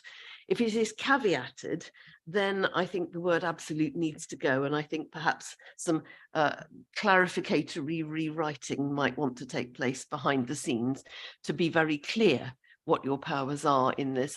I do not believe that you have absolute and unlimited discretion to accept an amendment at this stage. I do not believe that the issues that the amendment raises are compatible with the criteria for accepting this late, and therefore I do not believe, I regret this, I genuinely regret this. If it had been in time, I would have been more than happy to have this discussion because I think it would have been helpful, but I'm afraid it's not in time. It doesn't meet the criteria for you to be able to exercise your discretion. And I think we introduced a time limit for amendments for good reason, in order to prevent committees from being bounced with new proposals that they had not had time to consider, that the right officers might very well not be in place to be able to make to offer advice, which might have been important. It might have been important financial or legal advice that we did not have access to because we were being bounced by proposals at the last minute. I think the decision to introduce a limit for amendments was introduced for the right reasons and should be maintained for the right reasons. Otherwise, we simply leave ourselves open to that kind of behaviour in future, which will be unhelpful to good management of the council's business. And I'm really sorry about that. Thank you. Okay, can I ask whether there is an alternative way forward, which might be to leave the recommendations unchanged, but add a report back on the negotiations over Mill Road Library to our agenda plan for the next meeting, which might achieve many of the same outcomes without having to change the recommendations. I'm going to go to Councillor Count. Yeah, interestingly, I sat here and I was going to propose an amendment. I'm seriously not joking. And before this whole issue raised its head, I sat here and I thought, you know what, there's an amendment I want to move, but it's on the day. Is it exceptional? I think it is. And I was preparing all my arguments and, you know, hand on Bible type stuff that was going through my head when this started, you know, and therefore I was very shocked by what was going on. And in a way to be helpful, like if I explain what that amendment was, then it may actually lead you for my support for what you're doing there. So the reason for the amendment was going back to Shy Hall, which I can't mention in any great detail, but it raised an issue about what happens in the process, which we've discussed in open committee when we get a delegation to consultation with chair and vice chairs. It falls off the radar, and sometimes you find out years later that something didn't happen. And I was always perturbed by the fact that the on Newmarket Road, you know, the lack of progress on what happened there. So I sat here and I was looking at these recommendations and I was thinking about planning consent, and it suddenly occurred to me, this could take a long while. This could, you know, planning is difficult. We've heard earlier, and I did read with interest the report you sent in. Many of the things I wasn't aware about, although I'm, you know, quite comfortable with what I have read. It did raise a lot of issues, and I thought this planning planning consent could take a long while. So I was thinking, should I move an amendment to say, or if it hasn't completed within, and ask officers for advice, 1 or 2 years or whatever might be appropriate, to ask for it to come back to committee then. And I thought, or maybe we could do it just as a request. Would that be okay to minute it? So that's where my thought process has got to at that point. And honestly, this is true. So your way forward actually satisfies me, because but it'd be useful as part of the discussions, what officers would feel would be a reasonable length of time for planning consent for us to start getting concerned because about something happening or not happening. The reason I asked for setting a sort of milestone now is if we're 1 or 2 years down the line, you kind of go, well, it'll only be another couple of months. Whereas if you start off at the front foot saying, you know, you ought to be concerned if it goes past this point, then you've got something to look back to. So I would support that. I think your way forward is an intelligent way forward. I hope Councillor Howard can see that it's meant with good intentions. And if Councillor Howard had really intended this, he could have got it in time. This has been on the agenda. We've known about it for a long point in time. So really, you know, I support your way forward. Thank you, Councillor Netzinger. Thank you. Councillor Howard. I fully accept best intentions. So let's just be very clear about that. But I'm sorry, I can't support it. And if the recommendations are as put, I will have to vote against them. And I really don't want to do that. I've been intricately involved in this throughout. I think if we agree, as we would on the original recommendations, the disposal, we're taking the decision. And I'm just asking that there's another period which will enable some reflection. And I'll put the case when I finally get the chance to do so between now and then, which will make that decision a much better decision on behalf of the council and on behalf of the local community. I do ask you to use your absolute discretion, as is your right to do so. And I think our business will be better and the decision will be better if you choose to do so. Okay, I think it's been Councillor Bowden. As you know, Lucy, I always try to be helpful, and I wonder if it just may be helpful, given everything which has been talked about and the uncertainties which there are, which we've been talking about as well, for this to be deferred to the next meeting. If would there be any legal or other reason why this couldn't be deferred, and then all of these problems would be avoided? So I could go to the offices. I don't think that deferring it to the next meeting would actually help, because I think as long as this decision is still at the bidders stage, it remains confidential, and that's part of the issue. Yes, Elisa, you may ask. I am very sorry, and I got absolutely no voice. I was trying not to speak, but one of the things that occurred to me was the fact that we've got we want to proceed with A and B. We seem to be struggling about what to do with C, and I was wondering if there was a way forward in basically proceeding with A and B, and whether we could bring C back later at a later stage. That was going to be my question, but that's not actually an amendment, I don't think, and therefore that probably would be possible under the rules.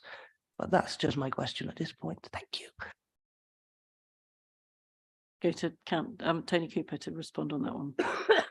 Chair, yes, if I can just make an observation, it's not based on any particular knowledge, but from a commercial perspective, clearly bidders will be looking for some degree of certainty, and a further 3 months delay runs a possible risk of bidders withdrawing, and therefore we may have less preferable options or may even have to rerun the process. I'm not saying that will happen, but I appreciate we've been marketing it since August last year. So a further delay may impact on those 8 bids in some way. So I think it's important that's pointed out. Thank you. Thank you. Okay, I think that actually there is a decision that I have to make here, and I'm going to make that decision, and I'm not going to put the amendment.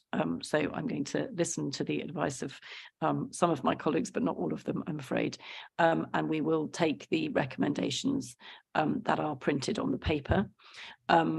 We will take them we'll take A and B, and then we'll take C separately, which is one of the things that we can do.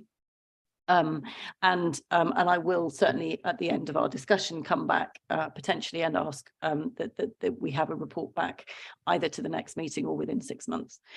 So we now move to the substantive excuse me, discussion of this paper.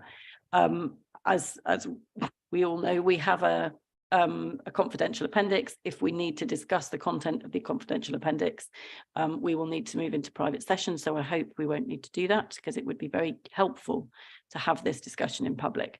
And I think that the openness of it is one of the issues which I suspect will be raised in this debate.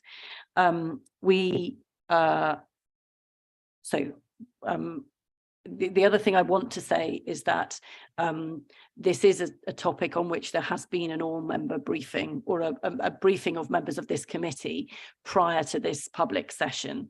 So the issues and the way in which the bidders were ranked and the details of those discussions have been discussed with members of this committee in private prior to this meeting, just so that the public are aware.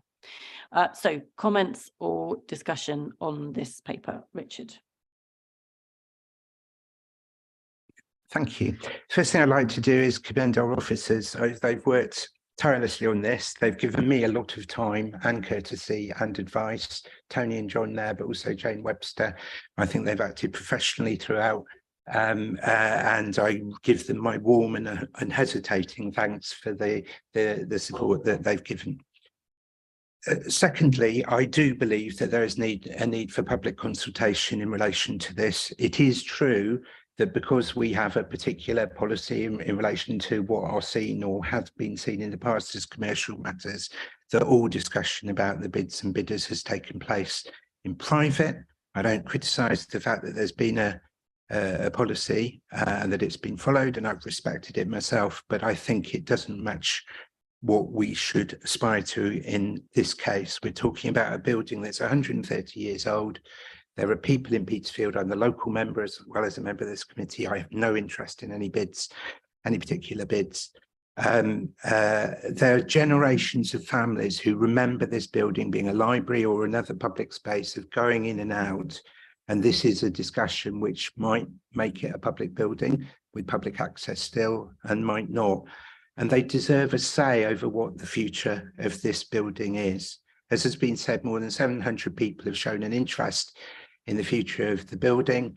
Not all of those who live within the division, but a very large number of them do. And I've been associated with public meetings in the division where many people who are not associated with any one particular bid have attended and have shown a care and an interest about this building in the same way that Mr. Preston, to his great credit, did earlier.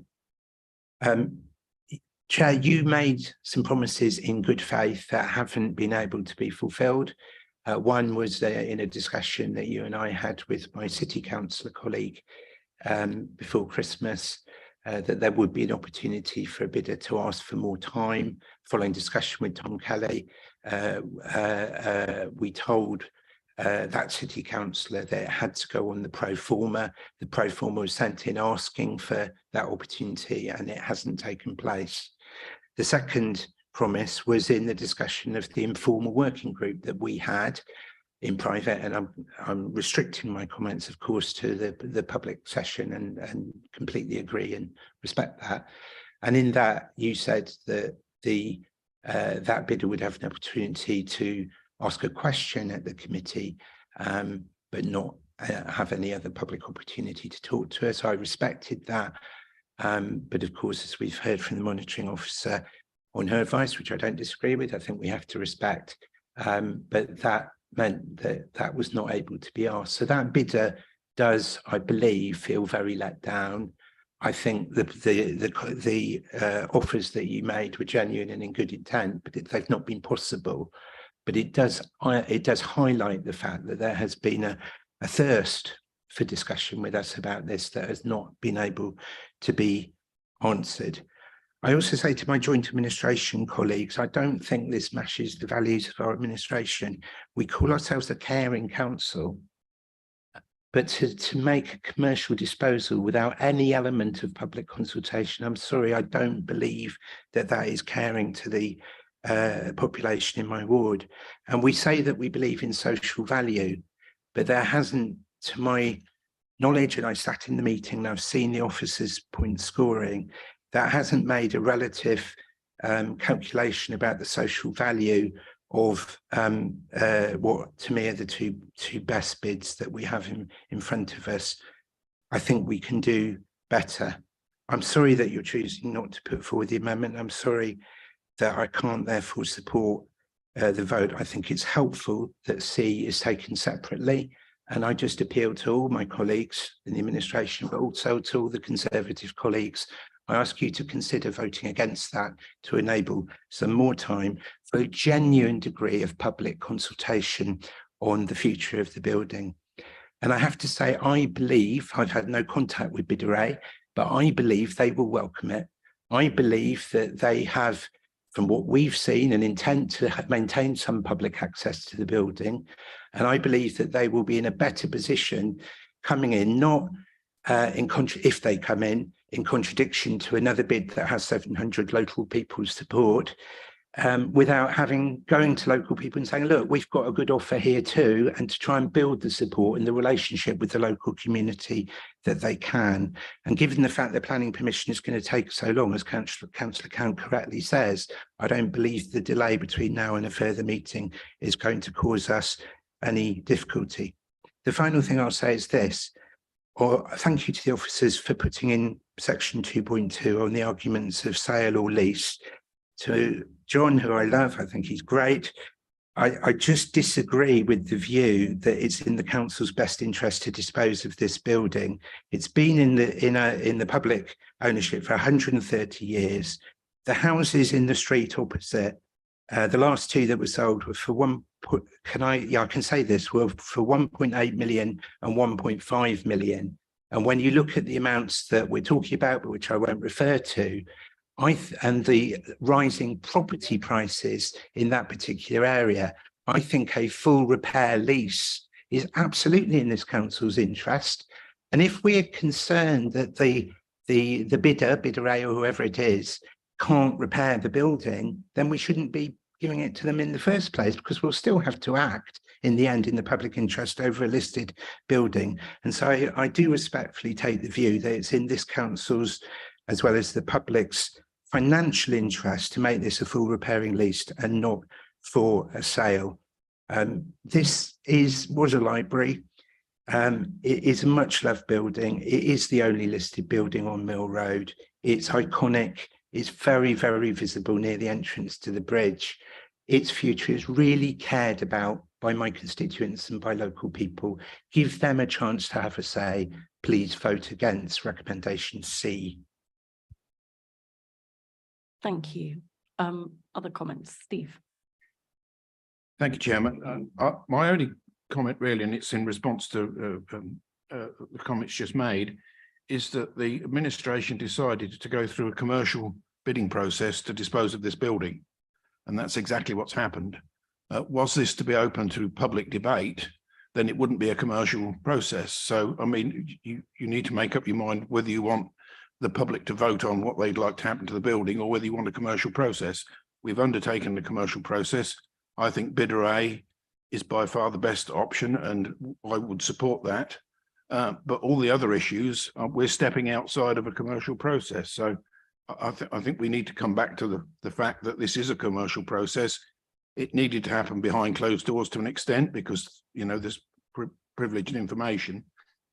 And we are where we are. So Councillor Howards makes very valid points as local member, but it would be a very different process if we were going to go out to public consultation and say to everybody, what would you like to happen to this building? That's not what's happened. And so this is the situation we're in. Thank you. Thank you. Any other comments? Councillor Bowden. Thank you, Lucy. Given that there are no other comments, therefore you'll be moving very shortly to the vote. I'm just a tiny bit concerned about recommendation B as it's written, because recommendation B as it's written doesn't actually state which bidder we prefer. So we do need, I think, to state, and I'm very happy for that to be bidder A, but we don't say that at the moment in the recommendation. Thank you, Chair. Thank you. I think that is a helpful clarification, and I think we do need to be clear that if we're selecting a preferred bidder, it is bidder A who is the one that's recommended by the officers. Councillor Wilson. Lucy, before we move to the vote, I would be interested in Tony Cooper's comments on things that Richard has said, particularly the extent to which a public consultation or public involvement has been undertaken, how we've taken account of social value, and what happens during the planning application process when I understand everything is made public and everybody has the opportunity to comment. Thank you. We come to Tom on that. Yes, I might look to colleagues just to comment further on planning, but just to reiterate some of the introduction to the report. As the director who supervised much of this process, the council has meticulously followed its disposal policy in relation to this building. So there's been extensive time and build up through the moratorium period and since the bidding request closed. Just to kind of add to some of the comments that Councillor Criswell has made, this is a fundamentally a commercial disposal in that there is no public policy function for the building. It is a surplus asset, but as part of best consideration, we very clearly also considered the other well-being factors that are allowed under the circulation, so social, economic, environmental well-being. And the pro forma that's in the public domain that's already been referred to today does ask questions about those factors, and listed building status, heritage, and planning, and all of those issues were considered by the officer panel and then came forward to the preliminary panel.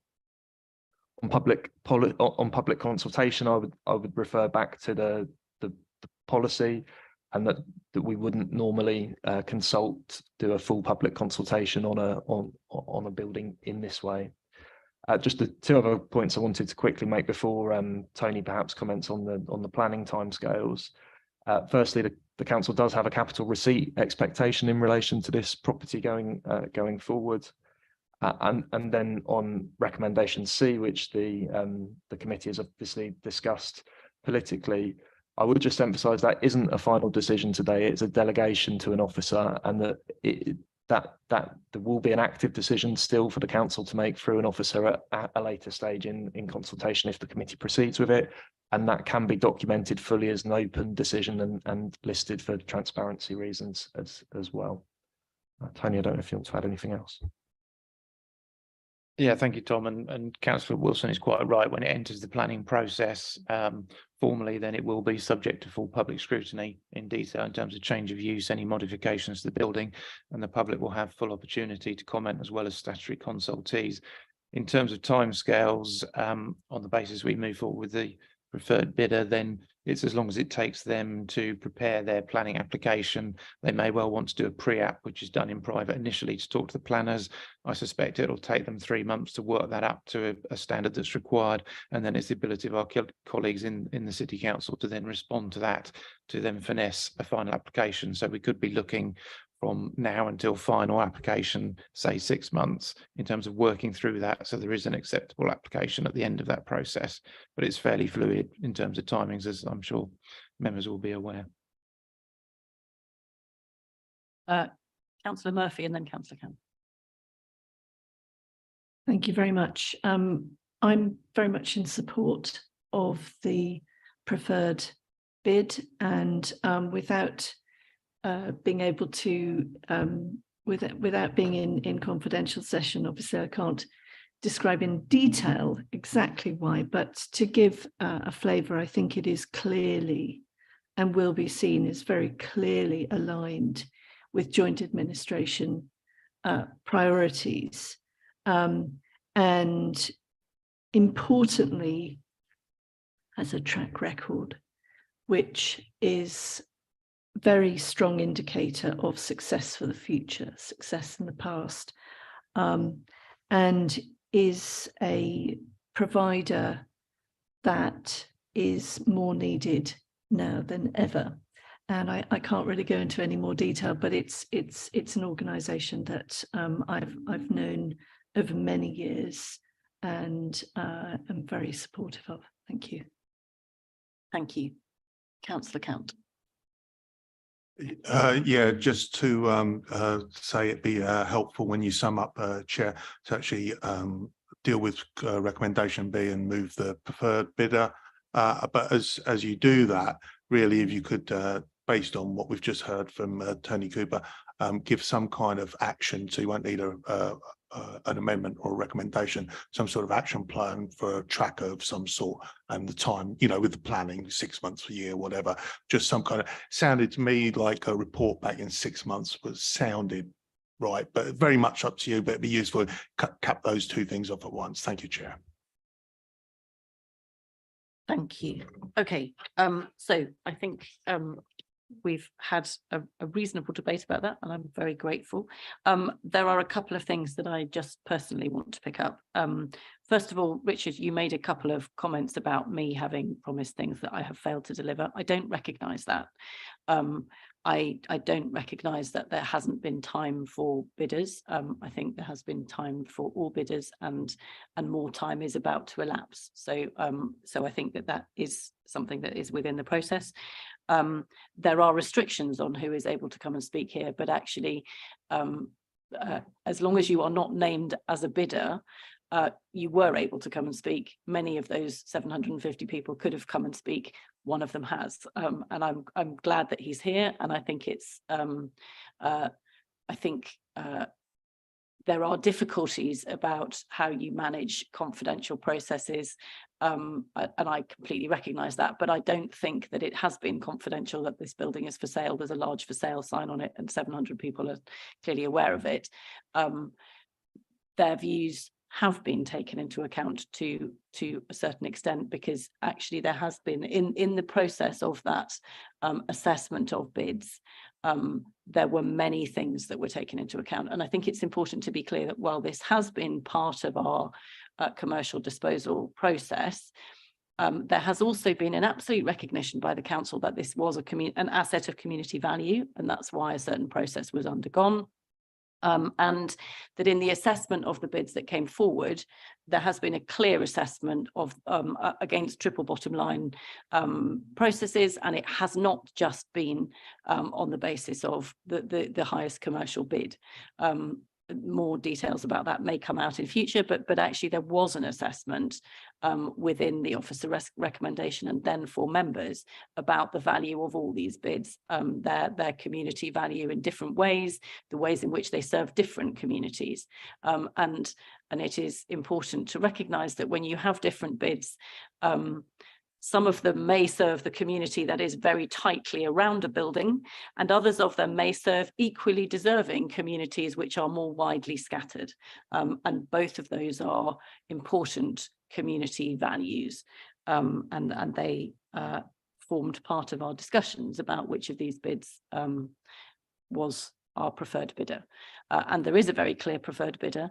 I'm just going to check with I'm not quite sure who's going to be able to advise me about whether I can say the name of that preferred bidder as we go through the process, because I think it will need to come out quite soon. I don't know whether it needs to come out today, so I don't know who can advise on whether we can, do we need to do the vote? And then let's just do the vote on the basis that the preferred bidder is bidder A in the pack, and then I'll leave it to other people to work out at what point bidder A becomes clear. On the final point about that the Councillor Count made about when this comes back, I think it needs to come back within 6 months. If there is something to report at the next meeting, I hope that it can be reported at the next meeting, but I think it's quite likely, given the length of time that these take, it may be 6 months before something comes back, but we certainly do need a report back within 6 months. So we will now move to the recommendations. Chair, you're moving A. Do you need a seconder? I don't know if you do. I will move A and B, I think. And no, then so what I mean is you're moving preferred bidder A, the way it's worded, select its preferred bidder. Is that enough for us to just vote on, or or to tie this up? Do you need a seconder for that? Okay, in which case I'm going to propose that we move for bidder A. Can I have a seconder for that? Thank you, Lorna. Is everyone clear? So we will now move to vote on recommendations A and B. If all those in favour could indicate, please. I think that's unanimous. And we will now move to vote on recommendation C. If all those in favour could indicate, please. And those against? And any abstentions?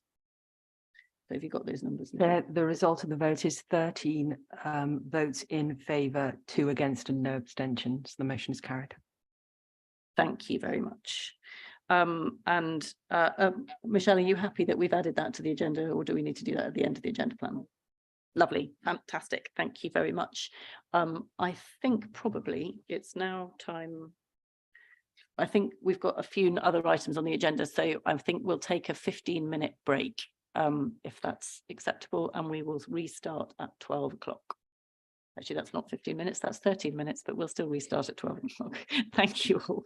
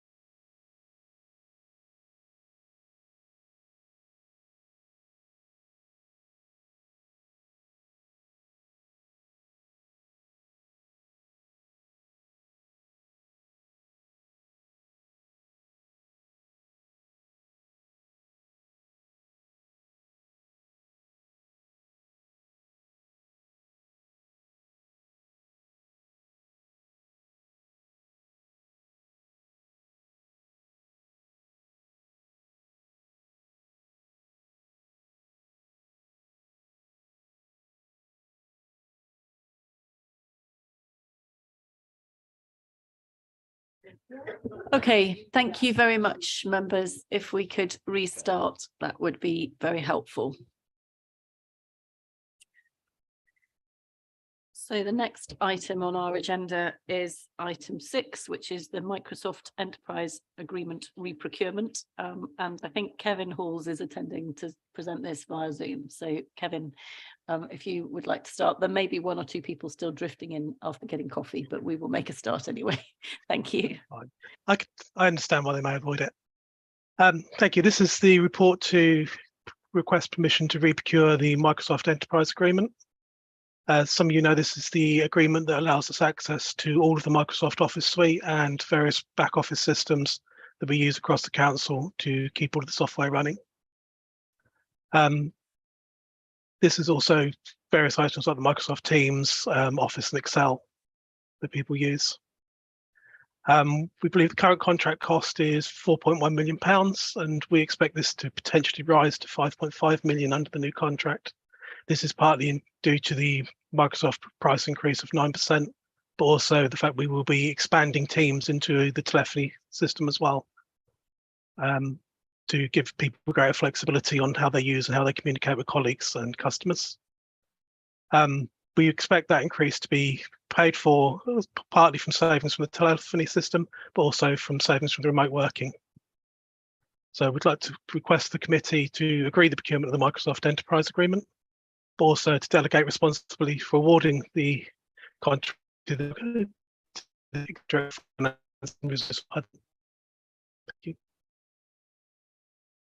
Thank you very much, Kevin. Do I have any questions on this, Graham? Chair, it's where I admit I really haven't got a clue what I'm asking, but is it correct that there are alternatives to Microsoft Office? Why can we not go along an open source route or find some alternative which potentially could enable us to compete and have a competitive tender for this work? Thank you. Thank you. Kevin, I know you will have a good answer to this. At this present time, there is various competitors to Microsoft Office, and we're looking at them and reviewing them constantly. The Microsoft Enterprise Agreement is actually for the full suite of Microsoft licenses we use. So it's not just the Office package. At this point of time, we're not ready for the change to another Office package, varying reasons across the technical field, but also from the point of staff usage and retraining. So we would still need the Enterprise Agreement, even if we was to replace that one section of it. Hope that answers your question. Thank you. I hope that answers your question, Graham. I think yes, I think it does. I think we recognise that to start transitioning away from Microsoft at the moment would be extremely difficult and costly in a whole variety of different ways. Are there any other questions, Councillor Count? Not so much a question, just more a point of opinion. Chair, I'm quite comfortable with the paper as it stands, really happy to support this. I think it's the right thing to do. But my question or my concerns are along the same lines as Graham Wilson's. We've seen recently in the entire world things grind to a halt because too many things get embedded in 1 or 2 corporations or countries geographically or commercially.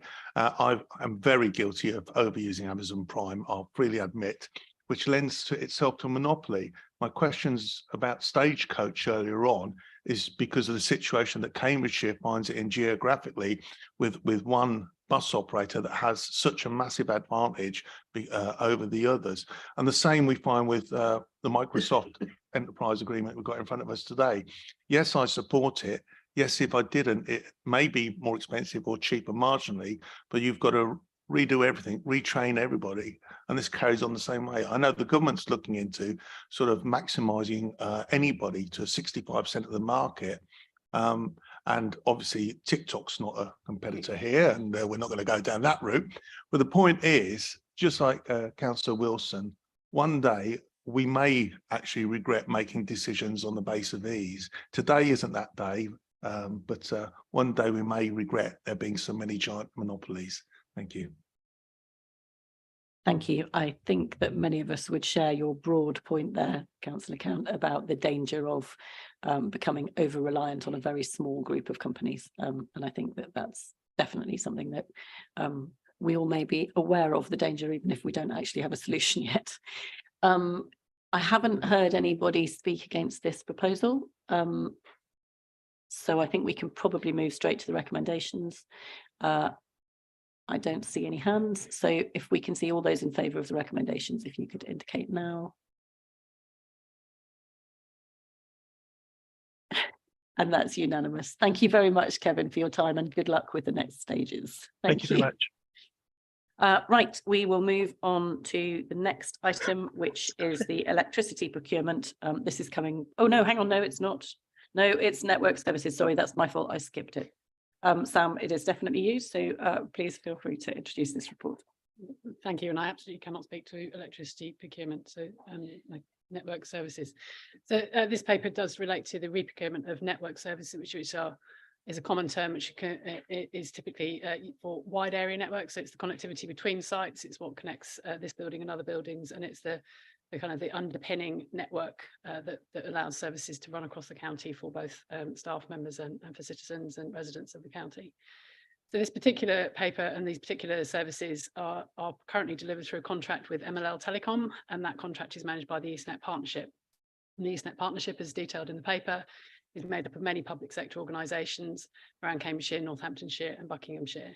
And there's a long history of aggregating up requirements to get the best economies of scale in a competitive market. So the current contract was procured under the lead authority of Cambridgeshire County Council, with then each other organisation having their own call-offs under that. And there is no end date to the EastNet Partnership agreement itself, and it's a partnership of public sector organisations and very valuable in its own way. But the current contract with MLL for these services does end on the 30th of September 2025. That may seem like it's a long time away. It really isn't. So we are trying to be as proactive as possible in terms of the procurement. Previous experience is being brought to bear here that that you cannot move quickly enough when it comes to these types of procurement. So we have been working closely with other partners, also reviewing requirements within Cambridgeshire itself. We've identified what we think is the right vehicle for the procurement, which is outlined in the paper, and we must procure a replacement. So that preparatory work is well underway, and it will also include some identifying indicative capital costs should we be required to migrate to a new supplier. And that is, should that be the outcome, we do not know yet, as we haven't yet commenced the procurement process.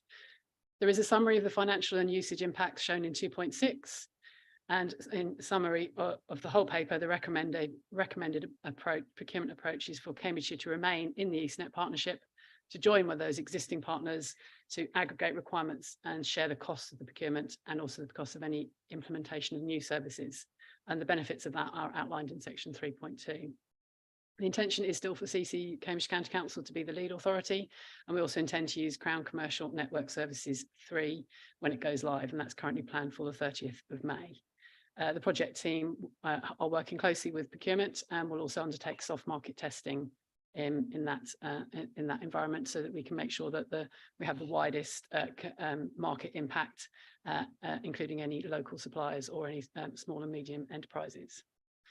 So in summary, the committee is asked to agree the reprocurement of the network services contract, to delegate the decision to award that contract to the Executive Director of Finance and Resources in consultation with Chair and Vice Chair, and to delegate the execution of the contract to the same. Thank you very much. I've got a question from Councillor Bowden. Thank you, Lucy. This is one of the areas, in fact, this is maybe the clearest area where aggregation of a contract with other bodies makes an enormous amount of sense. It doesn't prejudice us at all. It doesn't harm our interests, but clearly we get benefits of scale out of that. So I very much support that. I also say, and may also thank officers for bringing this forward, where it's more than 18 months before this contract finishes. Yet this is being done in plenty of time, carefully being prepared, so that final decisions can be made in plenty of time. It's not always happened, let's be quite honest, in the council. So very much congratulations to officers for bringing this forward at the right time. Thank you. Councillor Count. Thank you, Chair. Support the recommendations as they stand. Thank you for that, Sam. Good paper. I've got a request of you, Chair, if you'll ask the Chief Executive to take an action away, and we'll see how this goes. So in this paper, and in the last paper, and even the library paper, there's this regular delegation, the consultation with Vice Chair, and we ironed out the financial element. A few meetings ago, I pointed out that these are open-ended. Well, we ironed out the financial one. This one's got 2.5 million over 5 years. If the variation is more than the officer delegation, they have to come back to committee, etc. So we've ironed out that side. We haven't ironed out the timing side, because that was what's going to happen is a new executive director has been put in place, and they're going to think about how to handle that and then put something through the constitution and ethics, I guess, at the end of the day. What I'm going to ask, and this is the request I have, and I assure you it's a very innocent one, is until we have that new method of working, would it be useful to have an action tracker, and then that action tracker just replaced by the new way of working? These are quite timely, they're quite fixed, so it'll be easy. That I don't expect problems on these two, but until we get something else in place, wouldn't it be useful to know that we have that safety net in place, where something like the ones I mentioned earlier, Shire Hall or the other one, you know, if they fall through the net, we have an eye on them. So it's a very, very, I hope a simple request. So I will come to Stephen in a minute, but I think I absolutely recognise the issue that you're talking about, and that I think we do need to look at that in a broader scheme. If that broader scheme doesn't come forward quite quickly, I absolutely agree that we will need to find a mechanism of doing that. And I'm happy to ask Stephen to go away and work on that and come back to group leaders with a proposal. Stephen, if you're Chair, thank you. Yes, I think this fits very well with the conversation I've already had with our new Section 151 officer and our new monitoring officer. This is in part where the 3 key statutory officers, the 2 I've mentioned, and myself as head of paid service, should be meeting regularly anyway to review the governance arrangements around the authority. So very happy to follow that up with both Michael and Emma respectively, and come back with a proposal to group leaders. Thank you. I think we've had a discussion about something different and not about your paper, other than the comments that Chris raised, which I think were entirely supportive. I don't see anybody else. I would like to echo Chris's comments on the timeliness of it coming, so thank you. If all those in favour of the recommendations could indicate now. Richard, are you deliberately not indicating? Thank you very much. I think that's unanimous. Thank you, Sam. And we will now move on to electricity procurement. Sarah and Cheryl. And I want to start by thanking you for all the work that's been done on this in the run-up to this meeting and in the run-up to the previous one. And I'll hand over to is it Sarah? You get to introduce it first, Sarah. Thank you. Good afternoon, everybody. So this paper is about how to obtain a contract for the supply of electricity to council sites for October 2024 onwards, when our current contract expires. I have updated the paper since the one I brought to this committee in January, with some more detail that we have found out over the last few weeks. Previously, we discussed that a netting off arrangement might be possible, matching at least some of our purchased electricity with the volumes we generate and export from our North Angle solar farm, which is currently under construction. Considering this, I've added a table in paragraph 2.15 in your paper to show the estimated profile of electricity import and export month by month for the first year, so you can get an idea of how the seasonal variation would impact the balance between imports and exports. A netting off arrangement is possible if we elect to choose the same company for both our imports and our exports. I must emphasise, though, that the remit of this paper is only for the decision on the import side. My colleagues took a separate paper to ENGI committee earlier this month on arrangements for export of electricity from North Angle Solar Farm, at which I believe delegated authority was granted to seek the most financially advantageous export option for that site. I've therefore reframed this paper into just 2 options, as the only decision that we need to make now is whether to renew the contract with Total Energies or whether to terminate it at the end of the current supply period. In selecting an option, the council must consider a number of factors, including the financial cost, the environmental impact, quality of service, level of risk and practicality of contract management. I've set out a summary of these factors in Appendix A. And overall, in my opinion, both options present a feasible and credible way forward, but option 2 gives us a slightly better chance to find a greener supplier. If the decision is to look elsewhere, we don't need to have decided yet who we go to instead. It is enough for now to know that other credible options do exist, and we can then return to this committee in September with a more detailed recommendation in line with the suggested timetable in paragraph 2.29. But we do need to say yes or no to the ESPO total option now. Thank you. Thank you very much, Sarah, for a very clear summary and for all the work that's been done on this. Councillor Bowden. Thank you, Lucy. I have a question, and I wasn't going to raise this, but given that paragraph 2.15 was specifically mentioned, I can't help but do so, just in case I've failed to understand something. In paragraph 2.15, for the months of the projected figures for the months of November 24 to February 25, there's no forecast volume that could be netted off. Is that a mistake, or should those figures be the forecast total volume exported, admittedly less than the total amount imported, but should there be figures which could be netted off there, just not figures which match the total amount imported through all sites? You're quite right, and apologies for that. There should be some volume that could potentially be netted off for those months as well. Thank you for that clarification. Councillor Count. Yeah, I've got to say thank you for all the work you've put into changing the paper to what we've got it in front of us today. It really helped me understand something that at the last S&R meeting became, the more questions we asked, the more confusing it became. I want to thank the administration for allowing and putting forward, I think Councillor Lorna Dupre put forward the recommendation for the delay, which was based on the fact we put forward an amendment saying that this doesn't really work for us. And although we didn't debate the amendment, here we are with a completely different proposition in front of us. So thank you for agreeing to the delay and getting this in front of us. I now have a better understanding of how the system works. I'm really proud of Cambridgeshire County Council and its energy team, its entire energy team, whether that's in supply or demand or the schools program or you know what we're building, what we have been building. It is one of those rare assets that you know people look at councils and they think about cost to us and difficulties and you know and repairs and think of us sometimes in a negative way. But our energy team is something that is a glowing example of success that I'm really proud of, and I'm glad to see you continuing that. And I think the paper we've got in front of us today, just to read the figures of how much energy generation is coming out at the moment with the plans for more in the future, is really something exciting to see. I support the recommendations as they stand. I'm glad we've got to this point. You know, it wasn't at the last meeting, I didn't know what to do, which was the reason for the amendment to try and help my understanding. I think we're in a far better place now. I know what I want to do today and I want to support the recommendations in front of me. So thank you very much for that. Thank you, Chair. Thank you. Very helpful. Lorna.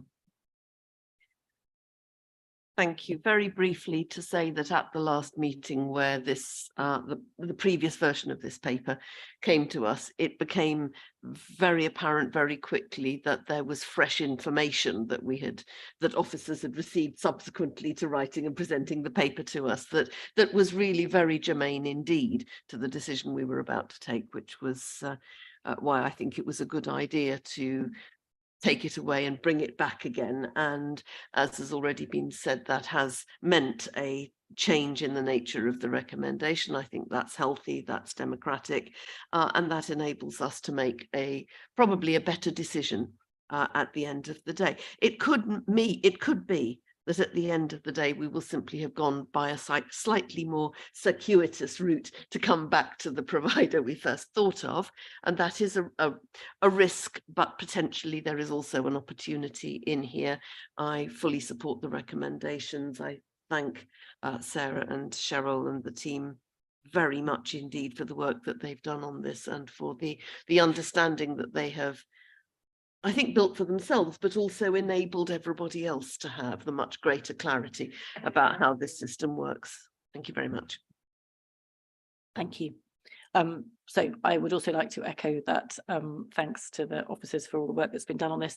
I think it is important that we're clear that there is a risk to the council of not signing up to the ESPO thing at the very earliest point, because it is possible that we will end up, as Lorna says, going back to the same provider and paying slightly more for it because we've lost 6 months. And we just all need to be very clear that that is a risk that this committee and this council has decided to take on the basis that we hope that there might be an alternative which is better for us. And that's a risk that we are taking on the balance of the judgment of members of the council and our officers, but none of us can absolutely foresee what the outcome will be. But it is very helpful to have the united support of this committee for this route, and I'm grateful to members from all parties and to our officers for all the work that they've done on it. I think there is now an absolutely united feeling in support of the recommendations of this paper, which is a really good place to have got to. And I think we will all be really interested to see what comes back in September. So we'll look forward to seeing what the outcome is at that point. Again, if I could have all those in favour of the recommendations indicate, please. Lorna, are you also supporting? I thought you might be. I think that is also unanimous. Thank you very, very much, Cheryl and Sarah, for all the work you are doing on this. And we will move on to item 9 on the agenda, which is the people strategy. And I can see that Lindsay is there. I seem to see this at every meeting at the moment, Lindsay, but it's very good to see you again. Welcome. Thank you, Chair, and good afternoon, everyone. You have in front of you today a new people strategy for Cambridgeshire, and it spans the same term as the new strategic framework, which you've previously seen and agreed. And this will take us through to 2028. The main aim of this document is to provide a high-level overview of how we will achieve the strategic aims, the strategic ambitions outlined in that corporate framework through our people. It's a totally new strategy rather than a refresh of the previous strategy we had. The council looks very different. It's in a very different position to what we were back in 2019 when the previous strategy was first launched. I think we as employees have different expectations of our employers in a post-pandemic world as well. And the people strategy aims to consider these factors, both the internal and the external factors, as well as where we are as an employer now and where we want to be as an employer in 2028. Hopefully you'll see that the strategy is very different and purposely very different to many other people strategies that you might have had the opportunity to look through. Rather than traditional HR themes, such as recruitment and retention, it uses much more personal terminology, talking hopefully directly to individuals. And we've got 4 new themes within the strategy: attracting you, appreciating you, developing you, and supporting you. And in the centre of all of those themes is our people, including you. One other difference I wanted to highlight in the strategy is that we don't talk about aims or aspirations. Rather than use terminology such as we will, we've written the commitments as descriptions, hopefully telling a story of what the council will feel and look like in 2028 when we reach the end of the term of the strategy. And one of the most important things I wanted to say is, whilst we've spoken to many colleagues, managers, project teams, elected members to get us to the draft you see today, we'll only be able to deliver this strategy with the help of our people. And therefore, once it's launched, hopefully after coming to full council in May, it's really important to note that it'll be our workforce that will take us on the next stage of the journey, which is developing the action plan that sits underneath this overview. So we'll be holding engagement sessions with our colleagues from June, hopefully onwards, to engage them and really co-produce that action plan. So I'm asking you today to review the people strategy in front of you and hopefully recommend this to full council. If agreed today, the strategy will be redesigned to look like the corporate framework, so the documents are very much joined together, and that will also make it fully accessible and hopefully then be something that we can proudly display on our recruitment hub for external candidates as well. Thank you. Thank you very much, Lindsay. Any comments or questions on this? There was quite a long workshop on this at the Staffing and Appeals Committee. So in case there isn't a lot of debate here, it's not that it hasn't been looked at in some depth by certainly some of the members here. Steve. Yeah, apologies, I couldn't make the workshop on this, so some of my comments may not be may have already been covered or not in line. But the first thing I've got to say is I'm very disappointed that the administration has taken so long to produce this. From the day that they took office, they were hemorrhaging staff at the front end. The brain drain was immense, and we've been calling action for this for ever since back then, 2 years ago. It's taken too long to get to this point. The point that you've got to is a good point. The people's strategy in front of us is a good point, but it's taken too long to get here. And it's also still not got an action plan or not attached to this document. I'm not sure if that's ready yet, but you know, I'd have loved to have read the action plan that associates it. The damage that has been done because we haven't had a people strategy, and because all that's happened when we've talked about human resources is this is the problem with the world. This is a problem. This is the same everywhere in the country. You know, they were just the same things. And when we asked for that to be measured, we never got any responses to that. And that means roads haven't been made safe. Children are being taught in porta cabins. You know, it really, really has taken too long. All right. But I'm glad you are where you are now. What concerns me about the people strategy is where it fits in the suite of things. So I haven't got any comments on the actual strategy, but what I'm seeing, what is missing is perhaps the corporate response to actually the result of not having enough people, right? So what we've got is a strategy that says we need more people, we need to keep the people, we need to train those people. What it doesn't say is what you're going to do if you don't have the people, or how you can avoid having people in certain circumstances. So where is the strategy on the use of AI? Where's the strategy on the use of technology? Where's the strategy on automation?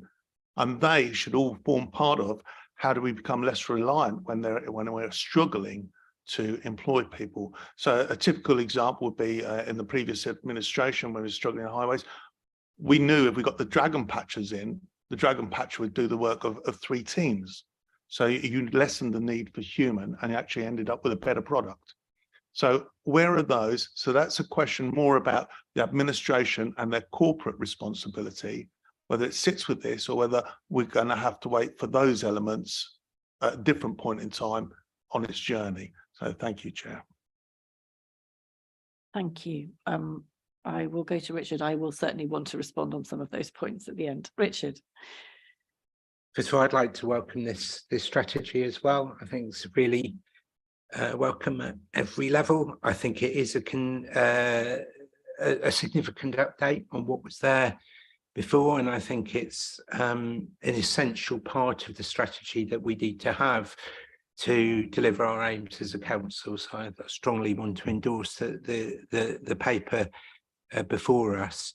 I think we should acknowledge that the labour market is very tight. The best people out there have got multiple choices before them, and we've got one great superb positive, which is that we live and work in a wonderful county which has a brilliant environment and community, and is a great place to live and work, but we need to redouble our efforts to make sure that people can see that the county council internally is a great employer and a great place to work, which we aspire to be. I think we are in many ways, but the fact that we can do that even more is something that is completely proper for us to put forward. I listen to Councillor Count, you'll make your own comments, Chair, but first of all, we are not hemorrhaging staff. You know, it's part of a narrative from the opposition, which is actually very destructive for morale. It's not true, and it's a bit irresponsible, frankly. All councils are suffering a turnover. There's no evidence whatsoever that our turnover is any worse than anyone else, possibly slightly better. But we have to accept that we're in a competitive labour market, and it would be good if the opposition joined us in that constructive messaging to those who might choose to come and work with us. And whether this report has taken a bit too long or not long enough or whatever, come on, You know, it doesn't mean our officers aren't day in, day out trying to be good managers, good supervisors, good employers, providing a good human resources function. That's going to be happening anyway. This policy will improve it, we hope, but that doesn't mean that hasn't all been happening during the course of the last 2 years when we've been elected. And just to give an example of that in my own area of adults and health, I recently attended a continuing professional development session called Springfest in this very building, in this room, in fact, where there was wonderful feedback from some of our staff at all different levels about how we support them and about how our managers support them in a way that really enthused me. And also I met on that day the service that provides well-being support to our staff, counselling type support, and they're available 24 hours a day, 7 days a year, including Christmas Day. And it was very, very, very encouraging to meet that person and to see that service, so that if people have problems, not just to do with their work, but to do with their lives, which obviously impacts on their work, and we care about them as people, not just as workers, then we provide the support needed to them. And I would prefer that we were all speaking from the same hymn sheet on that. If I had to make some feedback and some constructive criticism, I do think that we should think about this, and I'd be grateful in the replies if you could comment about this in comparison with other councils. I think we need to accept that there's a competitive race going on for the best employees, and this looks good, but how does it look in relation to other councils? And you know, again, it's no secret that in the adults and health field, we're looking at workforce development, which involves sometimes some difficult decisions we might have to make about pay and about terms and conditions to make sure we are the most attractive employer. And so I think some comment about that would be welcome. I really like the fact that we got some feedback about, in the past, difficult attitudes towards Black and ethnic minority workers from our senior staff. The fact that we can be open to errors and to mistakes and failures is really important in this, and not saying all in the garden is lovely. And it actually inspired me with more confidence that we will and can do better as far as our Black and ethnic minority staff are concerned, that there was that very open and constructive discussion with us.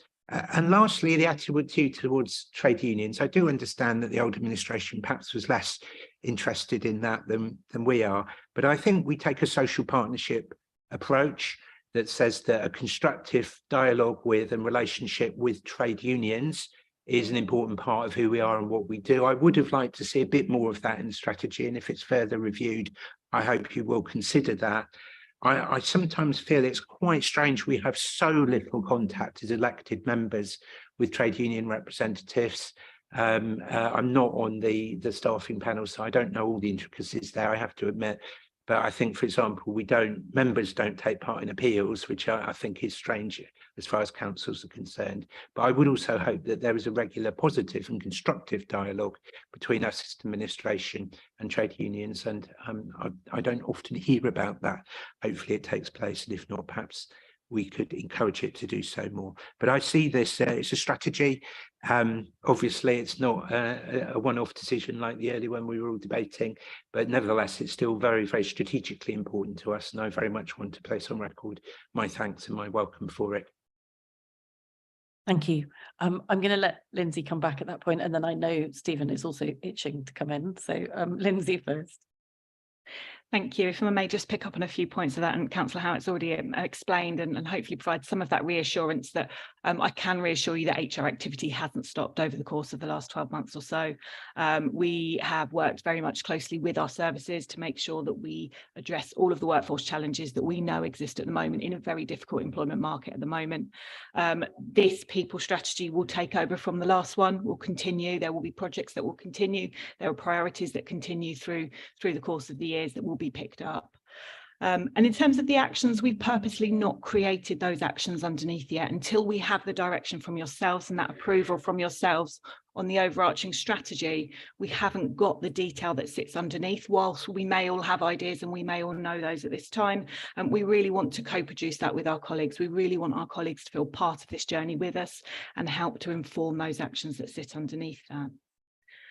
And then coming on to some of the comments about other councils, I think one of the points I just wanted to point out, and hopefully we've achieved through the wording and the way we've written this people strategy, is we can't often be unique in terms of the roles that we do. A social worker exists in many different councils across the whole of the UK. What we can do is be unique in the way that we treat our workforce, in the culture that we have as an organisation, and hopefully by putting people right at the centre of this people strategy and coming up with something which is much more personal, which talks to all of our workforce, hopefully that will give us a bit of a competitive edge out there in the employment market, which is very important with the challenges that we face at the moment. And then the final point I just wanted to point out is about the trade unions, a very valid point. We meet very regularly with our trade unions. They've seen previous versions of this, and we've worked with them to make sure that this reflects some of their comments, and they will in fact be part of those focus groups to help develop the actions that sit underneath. So those links certainly are in there. Thank you. Thank you, Stephen. Thank you, Chair, and thank you to Lindsay for bringing the report before committee today. I'm also grateful to members for their comments and questions, in effect, about what has been presented. A number of things from me that are probably helpful to add. I think, first of all, to Councillor Count's very helpful question around things like automation and lean, just to say that the people strategy is one of a number of enabling strategies that sit within the Council's overall strategic framework, which was approved in February. If I may refer members to the appendices in the strategic framework, it actually shows how those enabling strategies all fit together and support. So this strategy sits as a complementary one to the IT and digital strategy, which is currently being refreshed and will come through to committee. That will particularly pick up the issues around lean and automation that Councillor Counts mentioned. Just as we have an obligation to refresh the County Council's asset management strategy. And of course, the one that we're probably most familiar with is our medium-term financial strategy. So all of those complement, work together, and then feed into the overarching strategic framework that we have for the Council. So this is just one of those enabling strategies. That's how they work in concert to deliver the outcomes that we're looking for. In terms of some of the other comments, I just recognise that whilst this may have taken longer than we wanted to bring forward, that's been with absolutely good reason and with my support for officers working on this, because we felt it was more important to co-produce it and consult more widely on it. I have to say, for the benefit of officers in HR and Lindsay in particular, a draft of the strategy was ready last year, but they have spent extensive time consulting and working with colleagues, including trade unions, and importantly, with a workshop with members of the Staffing and Appeals Committee to get it to this version. So I think that delay was both helpful but necessary to ensure it was more co-produced and more co-owned by a larger proportion of the organisation before bringing it before you today. I'm turning to some of the comments from Councillor Howitt, just to recognise that from my perspective, and I think members know I've been absolutely crystal clear on this since joining the organisation, neither I or any member of the corporate leadership team has any closed doors when it comes to issues around equality, diversity and inclusion, whether that's for our Black and minority ethnic workers or anybody else. Quite the opposite. We are very visible, very open and very accessible, and actively engage in all matters of equality, diversity and inclusion.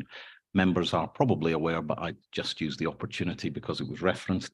We are actually the only upper tier authority in the East of England to have signed up to the Unison Anti-Racism Charter and remain the only authority that is currently doing that, because we've committed to improving the experience not only for our Black and minority ethnic staff within the Council, but actually the way in which they're treated by service users, because if I'm honest, I still hear some deplorable experiences from some of our frontline staff in terms of the treatment they receive from service users because of their ethnic heritage.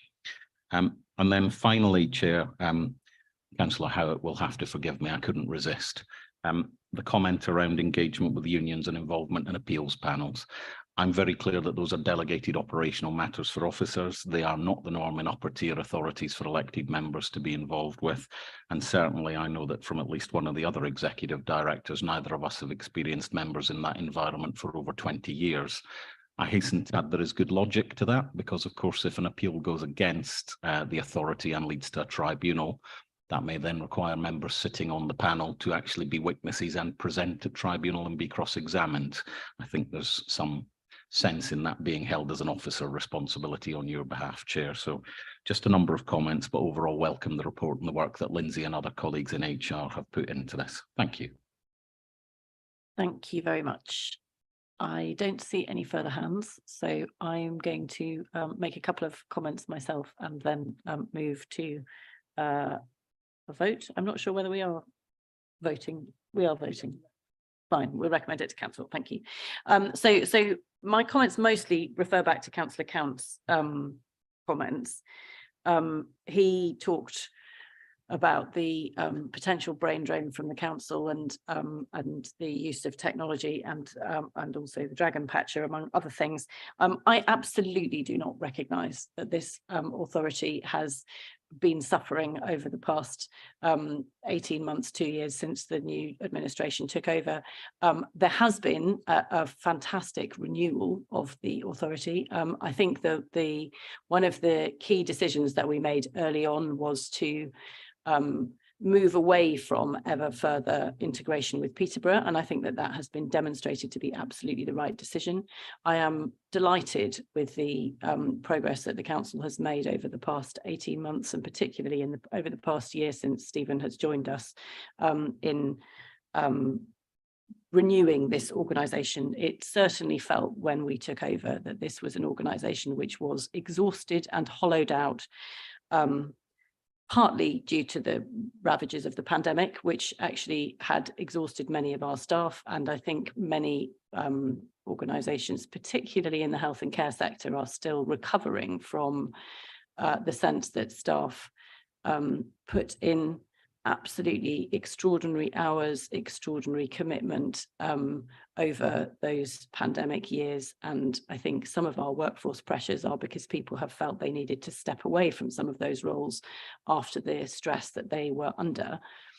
But actually this organisation had been facing 10 years of cuts before that. And I think I'm very pleased with the way in which we have been recovering and are now very, very clearly focused 100% on Cambridgeshire, with a set of staff who are focused 100% on Cambridgeshire. I'm really proud of that decision. In terms of the dragon patcher, I also think many people in this organisation would be astonished to hear that it provides a better product. I don't think that that's the way our roads feel, but I'll leave that for a discussion at the Highways Committee, which we are not.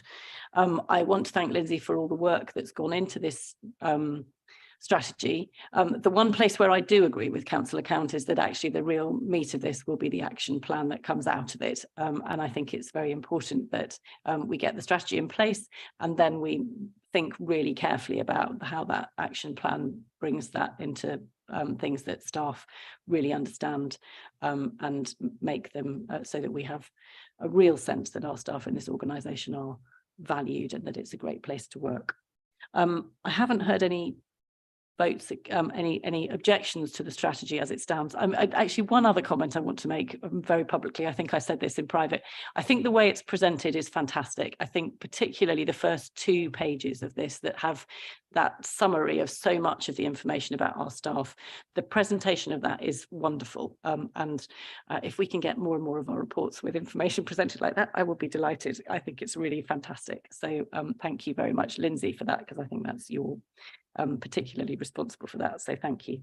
I think we are recommending this to full council. If I could see all those in favour of recommending it to full council indicate, please, that would be great. And that is indeed unanimous. Thank you very much indeed. Thank you, Lindsay. We will move on to the risk register and Mairead, who I think is joining us online. I'm hoping is joining us online. Thank you, Chair. Can you hear me okay? Yes, we can. Thank you. Thank you. Hello. So I'm here to present the corporate risk register. The report includes a covering report and a full copy of the current corporate risk register, which is presented as the appendix to the report. So I'll highlight a few key things to note since the previous report on the corporate risk register to this committee. So CLT have implemented regular CLT risk and assurance meetings, which have a focus on reviewing both the corporate and the directorate risk registers and obtaining assurance over risk management across the organisation. The covering report includes an overview of the outcomes from these new risk and assurance meetings within section 2. The key changes to the corporate risk register, which have occurred since our previous report to the committee, are highlighted in the covering report. There are a few of those which I will just run through now. So firstly, we've got the addition of a new corporate risk around climate change.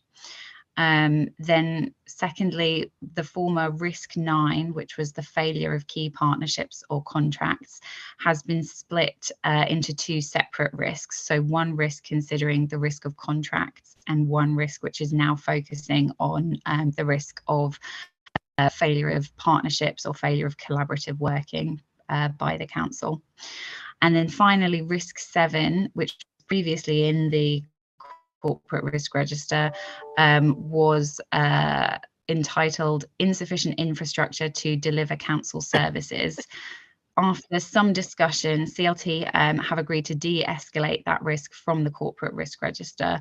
That risk is now going to be held in individual directorate risk registers to capture the separate elements of the risk. So IT infrastructure will be held within the Finance and Resources Directorate risk register, education and early years infrastructure within the Children's Directorate risk register, etc.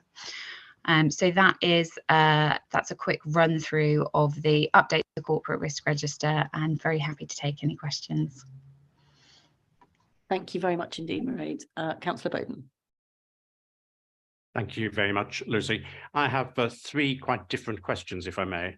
And I think we all know that what we see here is very far from being the whole of the risk management system which exists within this council.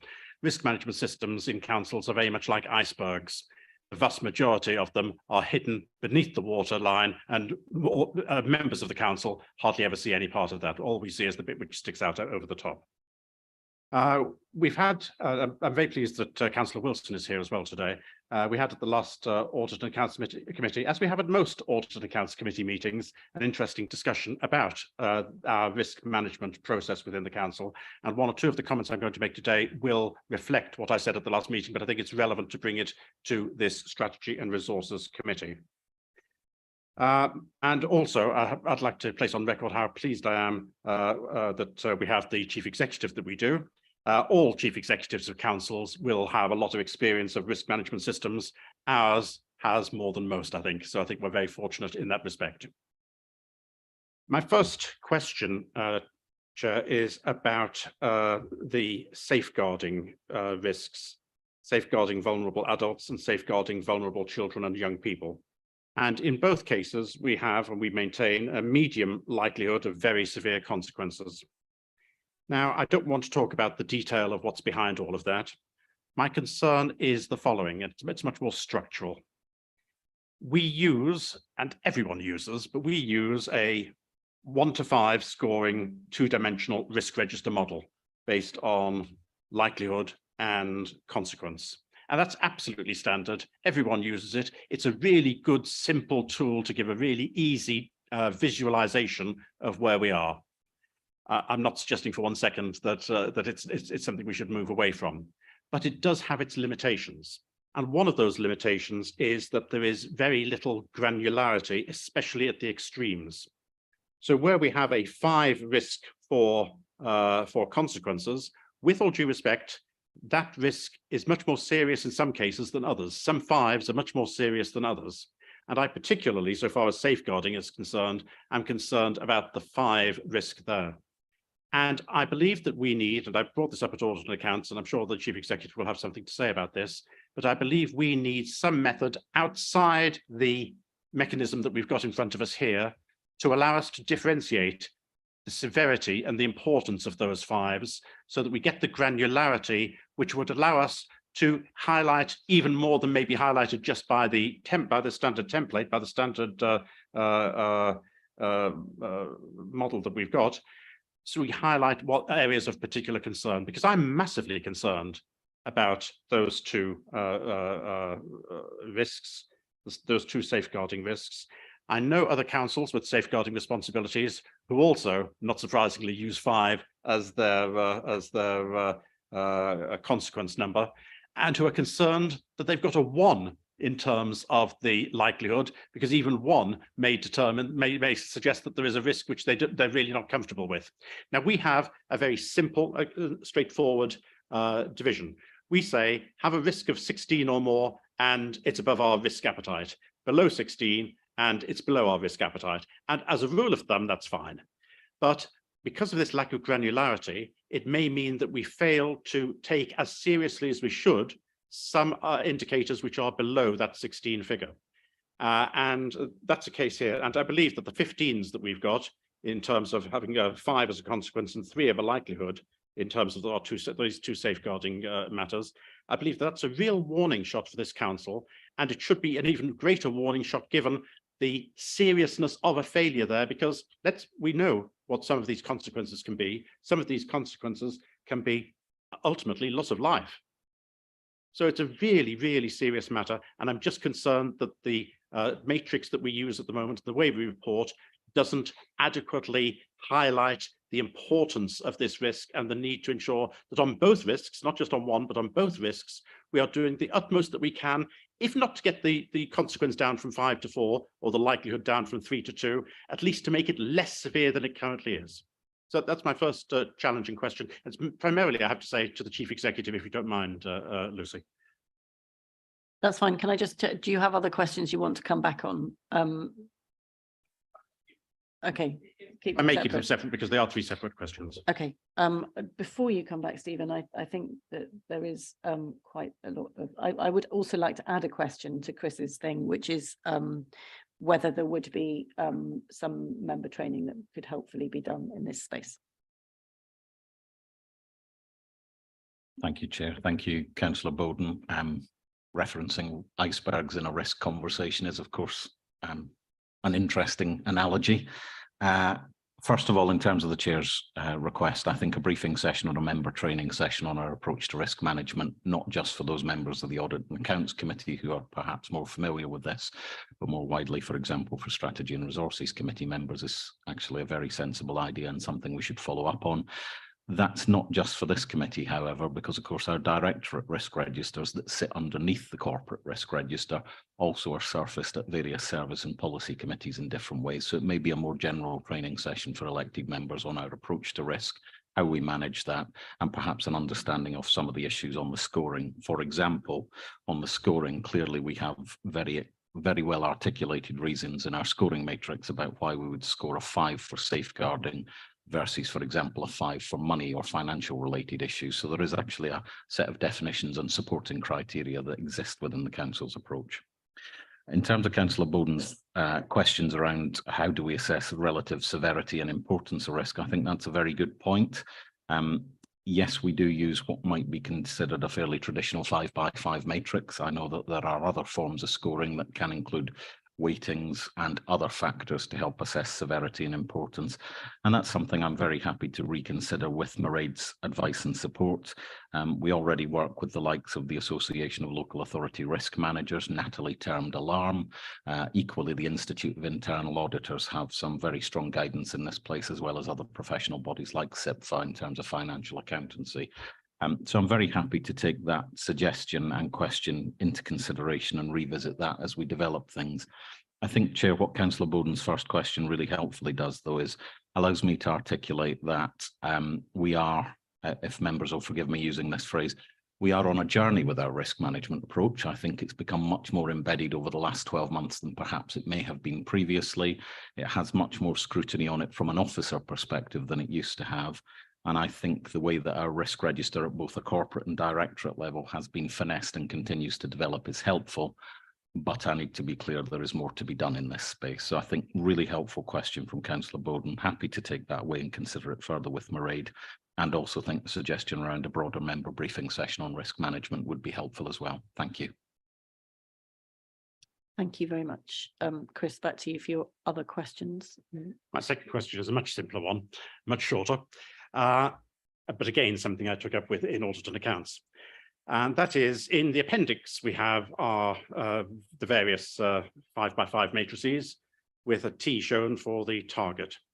And in quite a number of cases, the T shown for target is worse than the current position. And that's because the T isn't really a target at all. having a target for performance reports is fine.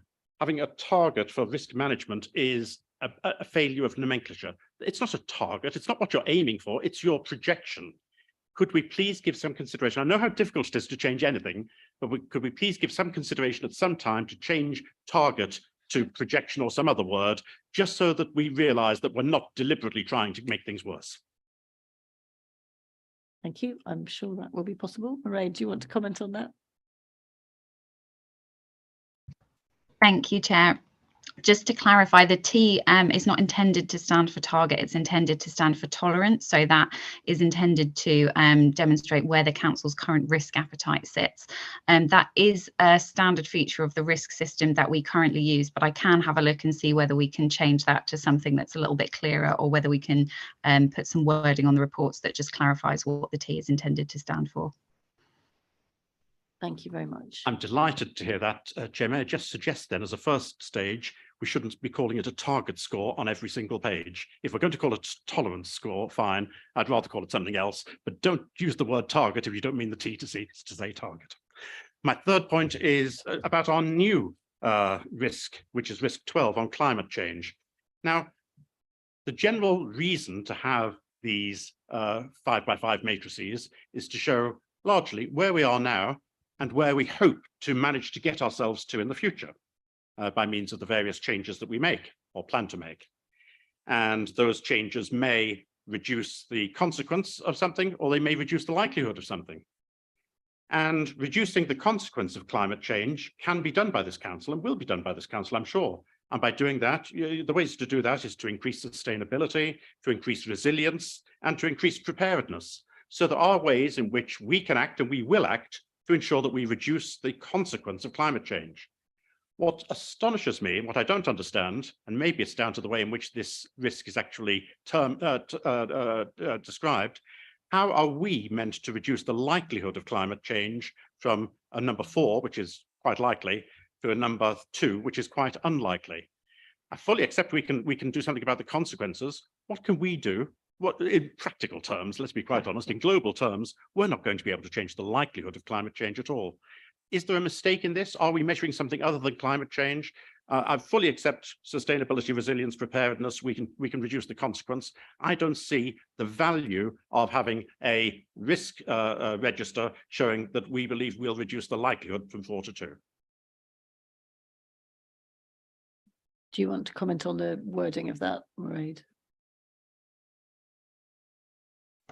Thank you, Chair. Yes, just to note, this is a new risk on the risk register, and I think it's an area that is evolving in the way that we express it as a risk on the risk register. It is very distinct from the other risks that we capture in having an extremely long timescale associated with it when you compare it to other risks that we seek to manage through our normal risk management processes around things like safeguarding business continuity, etc. So I absolutely take those comments on board, and I think that there is room for a lot of further development in terms of how the risk is captured, how it's phrased, and actually how we think about managing a risk of this nature with this extremely long sort of timescale associated with it. Yeah. Thank you. I think that's very helpful. Just to respond in a very small way on a specific point, I think that clearly a lot of the work that the council needs to do is around risk mitigation and managing our own ability to respond to climate change. We will also need to measure it in order to be able to understand what we're responding to. I think I've got 2 further comments, Graham and then Richard. Thank you, Lucy.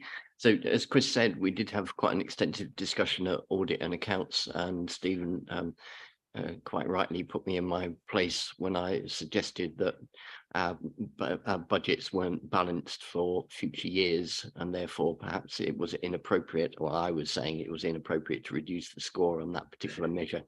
But we will move on from that one. I wanted to agree with Stephen's suggestion, though, that it would be a good idea to have some sort of member development on risk management. I think it is appropriate that this committee does consider the risk scores that are being put forward, I agree with Chris that using the phrase target score is completely inappropriate. It should be what we will tolerate or what is acceptable, but a different phrase. I think when you look at the controls and the action plans, that helps to describe whether or not the things which we are most worried about are being dealt with appropriately, are being considered. And I think that that is something which strategy and resources need to be looking at carefully, not particularly audit and accounts, but it may be that if Alarm or somebody independent gives us some risk management training, we can be clear about what our roles and responsibilities are on this. But my final comment is I'm delighted that over the last year, CLT and other officers have given a lot more attention to risk management, and I think that is definitely the way to go. Thank you. Thank you very much. I don't think there's anything that Mairead needs to reply on in that, but if I'm wrong, wave. I will come to Richard next. So on the climate point, I actually welcome the debate because I think all of us who consider ourselves climate activists would say every organisation needs to wake up to the risks of climate change and how to manage it and to internalise that. And I think as a council, we're in the process of doing that. And even this debate helps us to do that. So I don't criticise the question from being asked at all. But the idea that we can do nothing about climate change just because it's so big and in our face isn't true. You know, we have very clear responsibilities where we can affect climate change. But the true issue around the risk register and the corporate risk must be that if there is going to be global warming, if there is going to, which there is already, let's be honest, if there are going to be more and more extreme weather events, the floods in the county that we regularly discuss in our council, then we have to be prepared for those things. We have to understand the financial risks that the council have in relation to them and to prepare for that, insurance and all the rest of it. So I don't criticise the question at all. I think it's enabled us to have a bit of a debate that wakes us up to the fact that climate change is real and we have to see it as a major risk for our organisation. And by us showing that leadership to try to say to businesses and other organisations, this is something you can and should do as well. Thank you very much. Again, I don't think there was anything that Mairead needs to comment on that, but I'll come to Councillor Camp. Yeah, thank you, Chair. A couple of points. I'll start at the back end because we just had a discussion on the climate change. I don't think there's any confusion or any intention from Councillor Bowden or any of us to say we can do nothing. In fact, we need to do as much as is possible. You've heard me on many occasions argue for what we could do. In fact, if you look at the energy projects that are going on at the moment, I think every one of them was started under the last administration. So it is hugely concerning for us. I think that the context here is reducing the residual risk of the likelihood of climate change from 4 to 2. Climate change is a global thing. What can the county council do to reduce the residual risk of a global climate change from 4 to 2?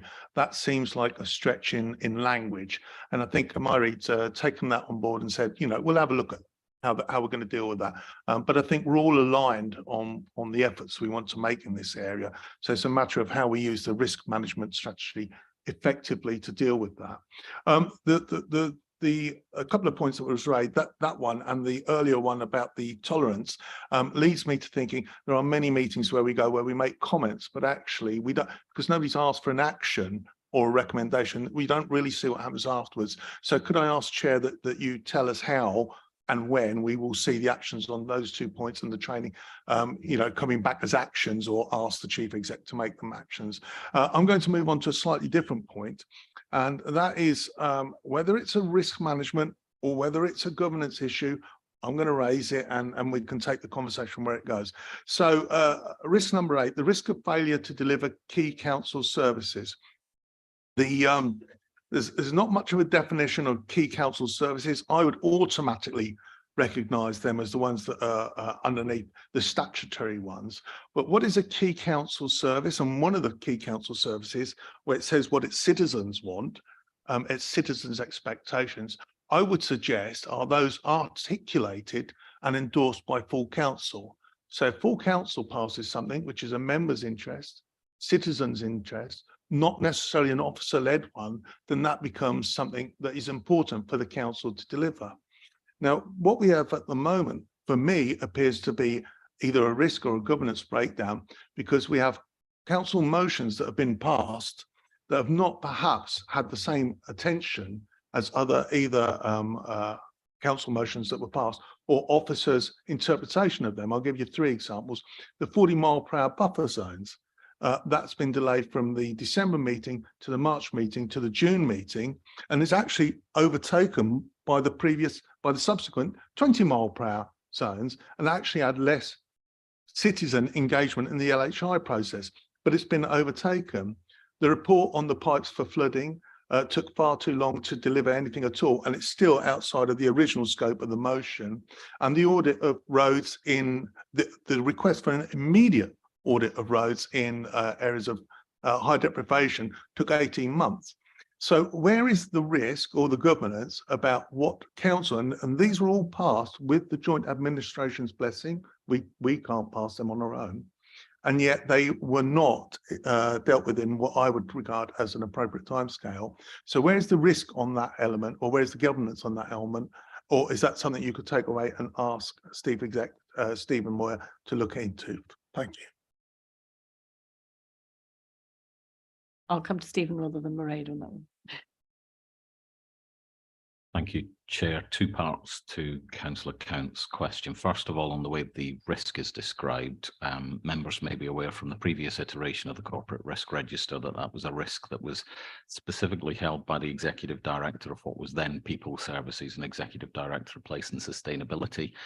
However, that did not encompass all of the services the Council provides. It only covered some of the, dare I say, key services led from social care and health and place and sustainability. Clearly, we have other services within the council, as Councillor Counts highlighted, actually, that have just as a significant impact or indeed statutory responsibilities for their delivery. So this particular risk is currently being refined. That's also why the risk owner has been changed from those 2 executive directors to myself, because I'm the only person from an officer perspective that has that whole overview of all of the council. So ultimately, it's my accountability, as members are aware. So that's an area Mairead, myself, and certainly Neil Hunter have been working on, and we'll continue to finesse that risk. So I agree with the points Councillor Counts made, and we can certainly follow up on the risk and how that's defined. On the second part of the question around motions to full council, governance around those, and ensuring that they are taken forward timiously by officers, members will be aware that we've introduced a motions tracking log at full council, which didn't exist prior to my arrival. We are going to continue to make that more robust, and I think on the specific instances that Councillor Counts raised, those are actually being followed up by officers. So I'm happy to come back with further detail on both the specifics, but we'll follow up on the governance around full council approved motions and their discharge in an effective manner. I think members will have seen, even from the most recent meeting of full council, dare I say, what gets measured gets done. So we are seeing some traction, but not fast enough for my liking. So I accept the points and will happily come back on them further. Thank you, Chair. Thank you very much. I don't see any further questions on the risk register. Thank you very much, Mairead, for bringing it and for your continued work on it. And I would also like to thank the work of all of the audit committee, who I know have been very clearly focused on this for some time and will continue to be. So I think this is a report to note. We don't need to vote on it. So unless there are any objections, we'll move on to the next item on the agenda, which is the corporate performance report, which is introduced by Tom. Welcome, Tom. Hello, thank you, Chair. So this paper reports on the performance of corporate services for the 3rd quarter of this 22-23 and updates on the joint agreement actions that have been passed to this committee's oversight.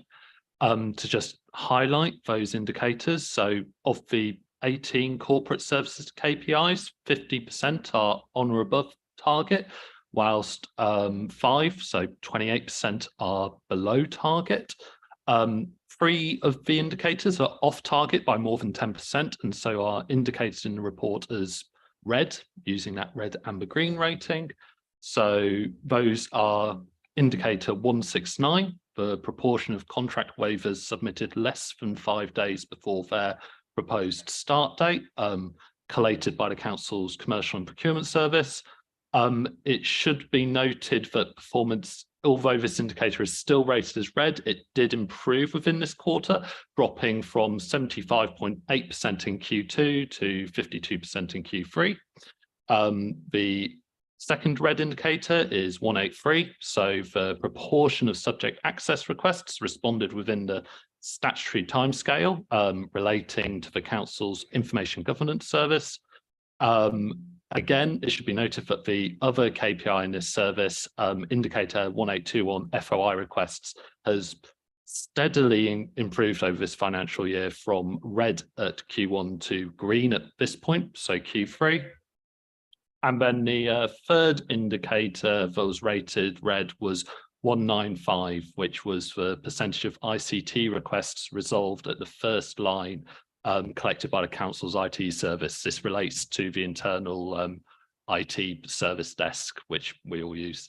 The reason given for this is a series of factors that affected staff capacity at the time, including the need to recruit and retrain following a restructure of that service, a restricted service across the Christmas period, and a shift of service desk capacity within October to provide support for the rollout of some new laptops that are currently being distributed to staff. Happy to take any technical questions on that. Councillor Bowden. Thank you, Lucy. And first of all, my apologies. I'm going to have to leave the meeting now because I've got another meeting to go to. I'm sorry if I sound like a broken record, and you've heard me now say this for virtually 2 years. I am concerned and continue to be concerned about short notice contract waivers. Now, just occasionally, that has to happen. We don't live in a perfect world. Things happen. So sometimes there will be short notice contract waivers. But consistently, quarter on quarter on quarter, we continue to have this one in the red.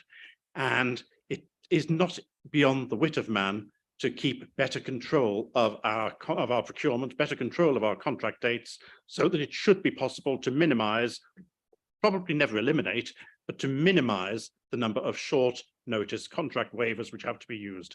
It's not a good sign for an organization that it has such a large number of short notice contract waivers. We need to do better. We need to do better because the council needs to do better as far as that's concerned. There are risks involved in short notice contract waivers. I'm looking forward to seeing that red turn to amber and then green as quickly as possible. So I'll come Stephen on that one. I agree. Chair, Councillor Bowden knows very well I'll agree with him on this point because it is important. It is also an area that, whilst we are seeing improving performance over the last quarter, as is reported, it needs further focus and attention. Members may recall that when we previously have debated this, I've been looking at the 3 highest value late waivers every month. I can assure you I am doing that.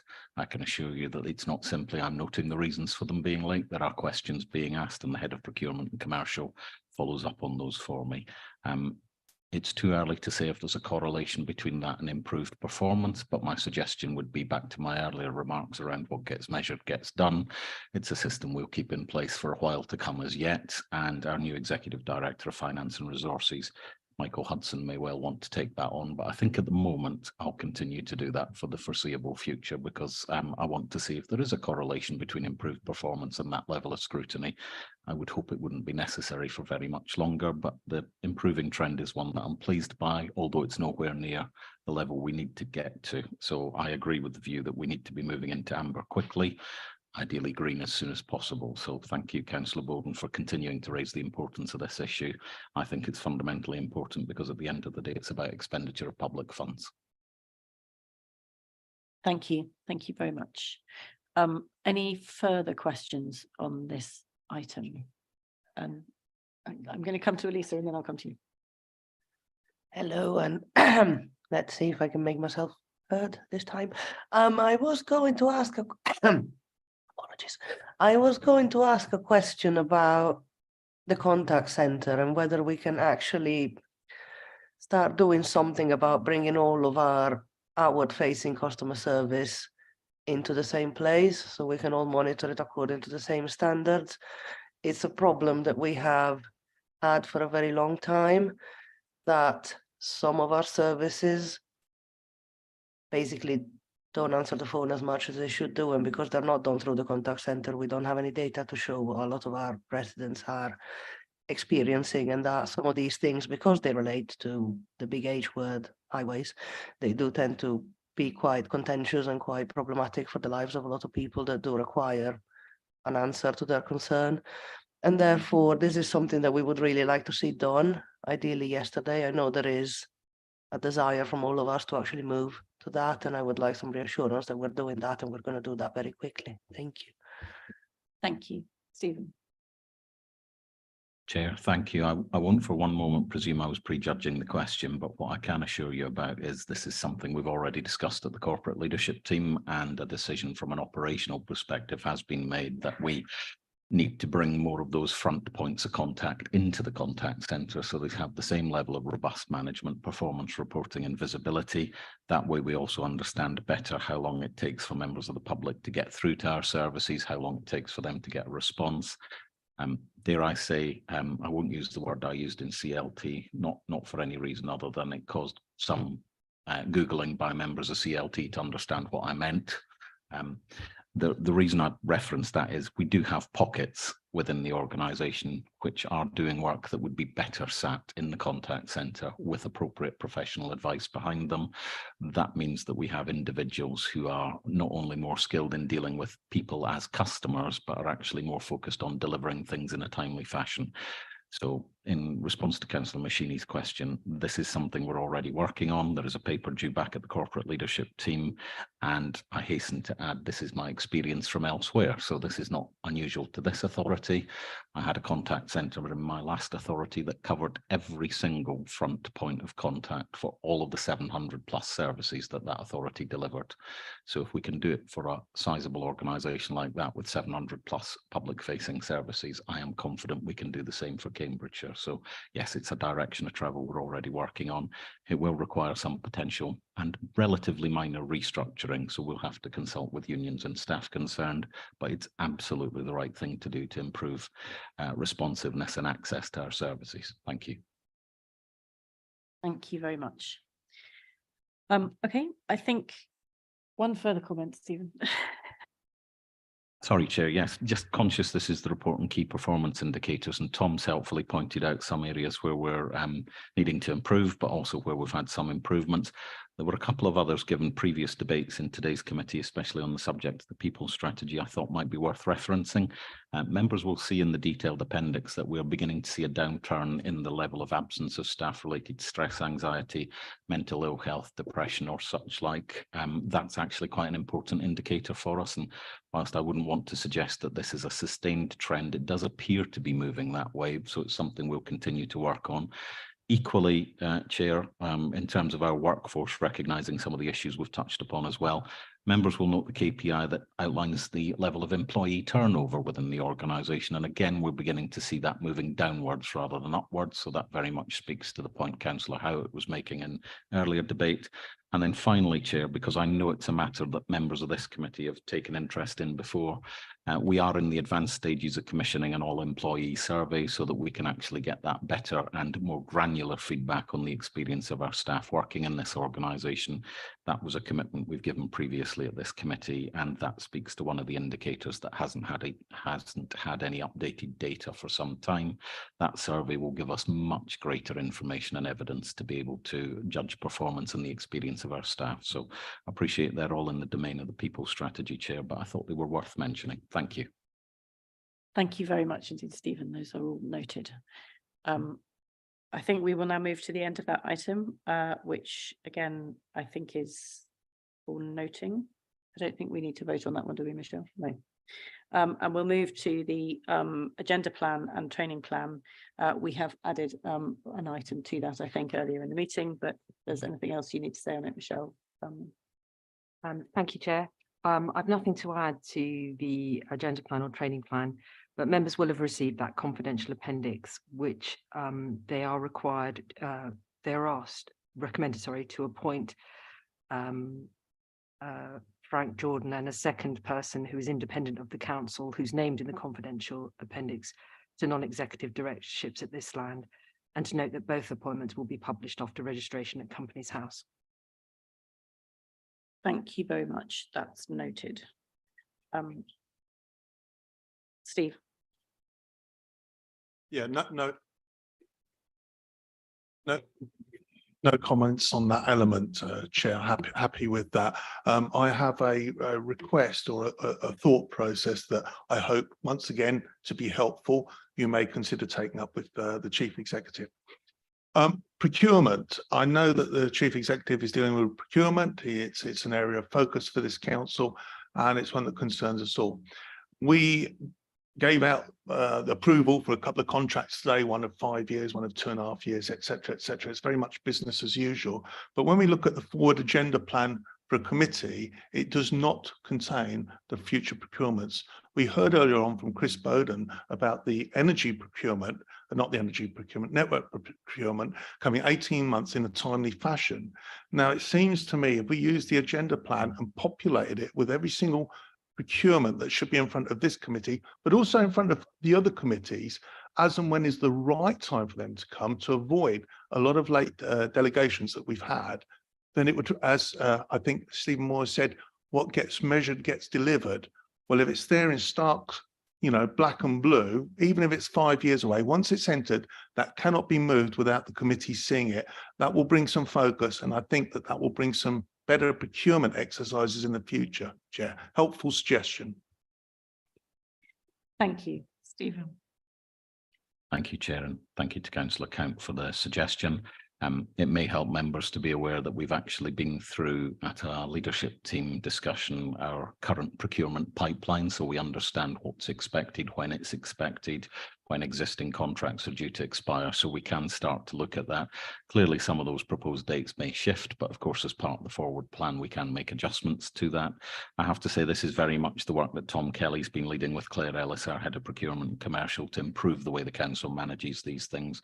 So I think it's a very helpful suggestion, aligns to the published procurement pipeline that we have developed. So I'm sure we can look to do that.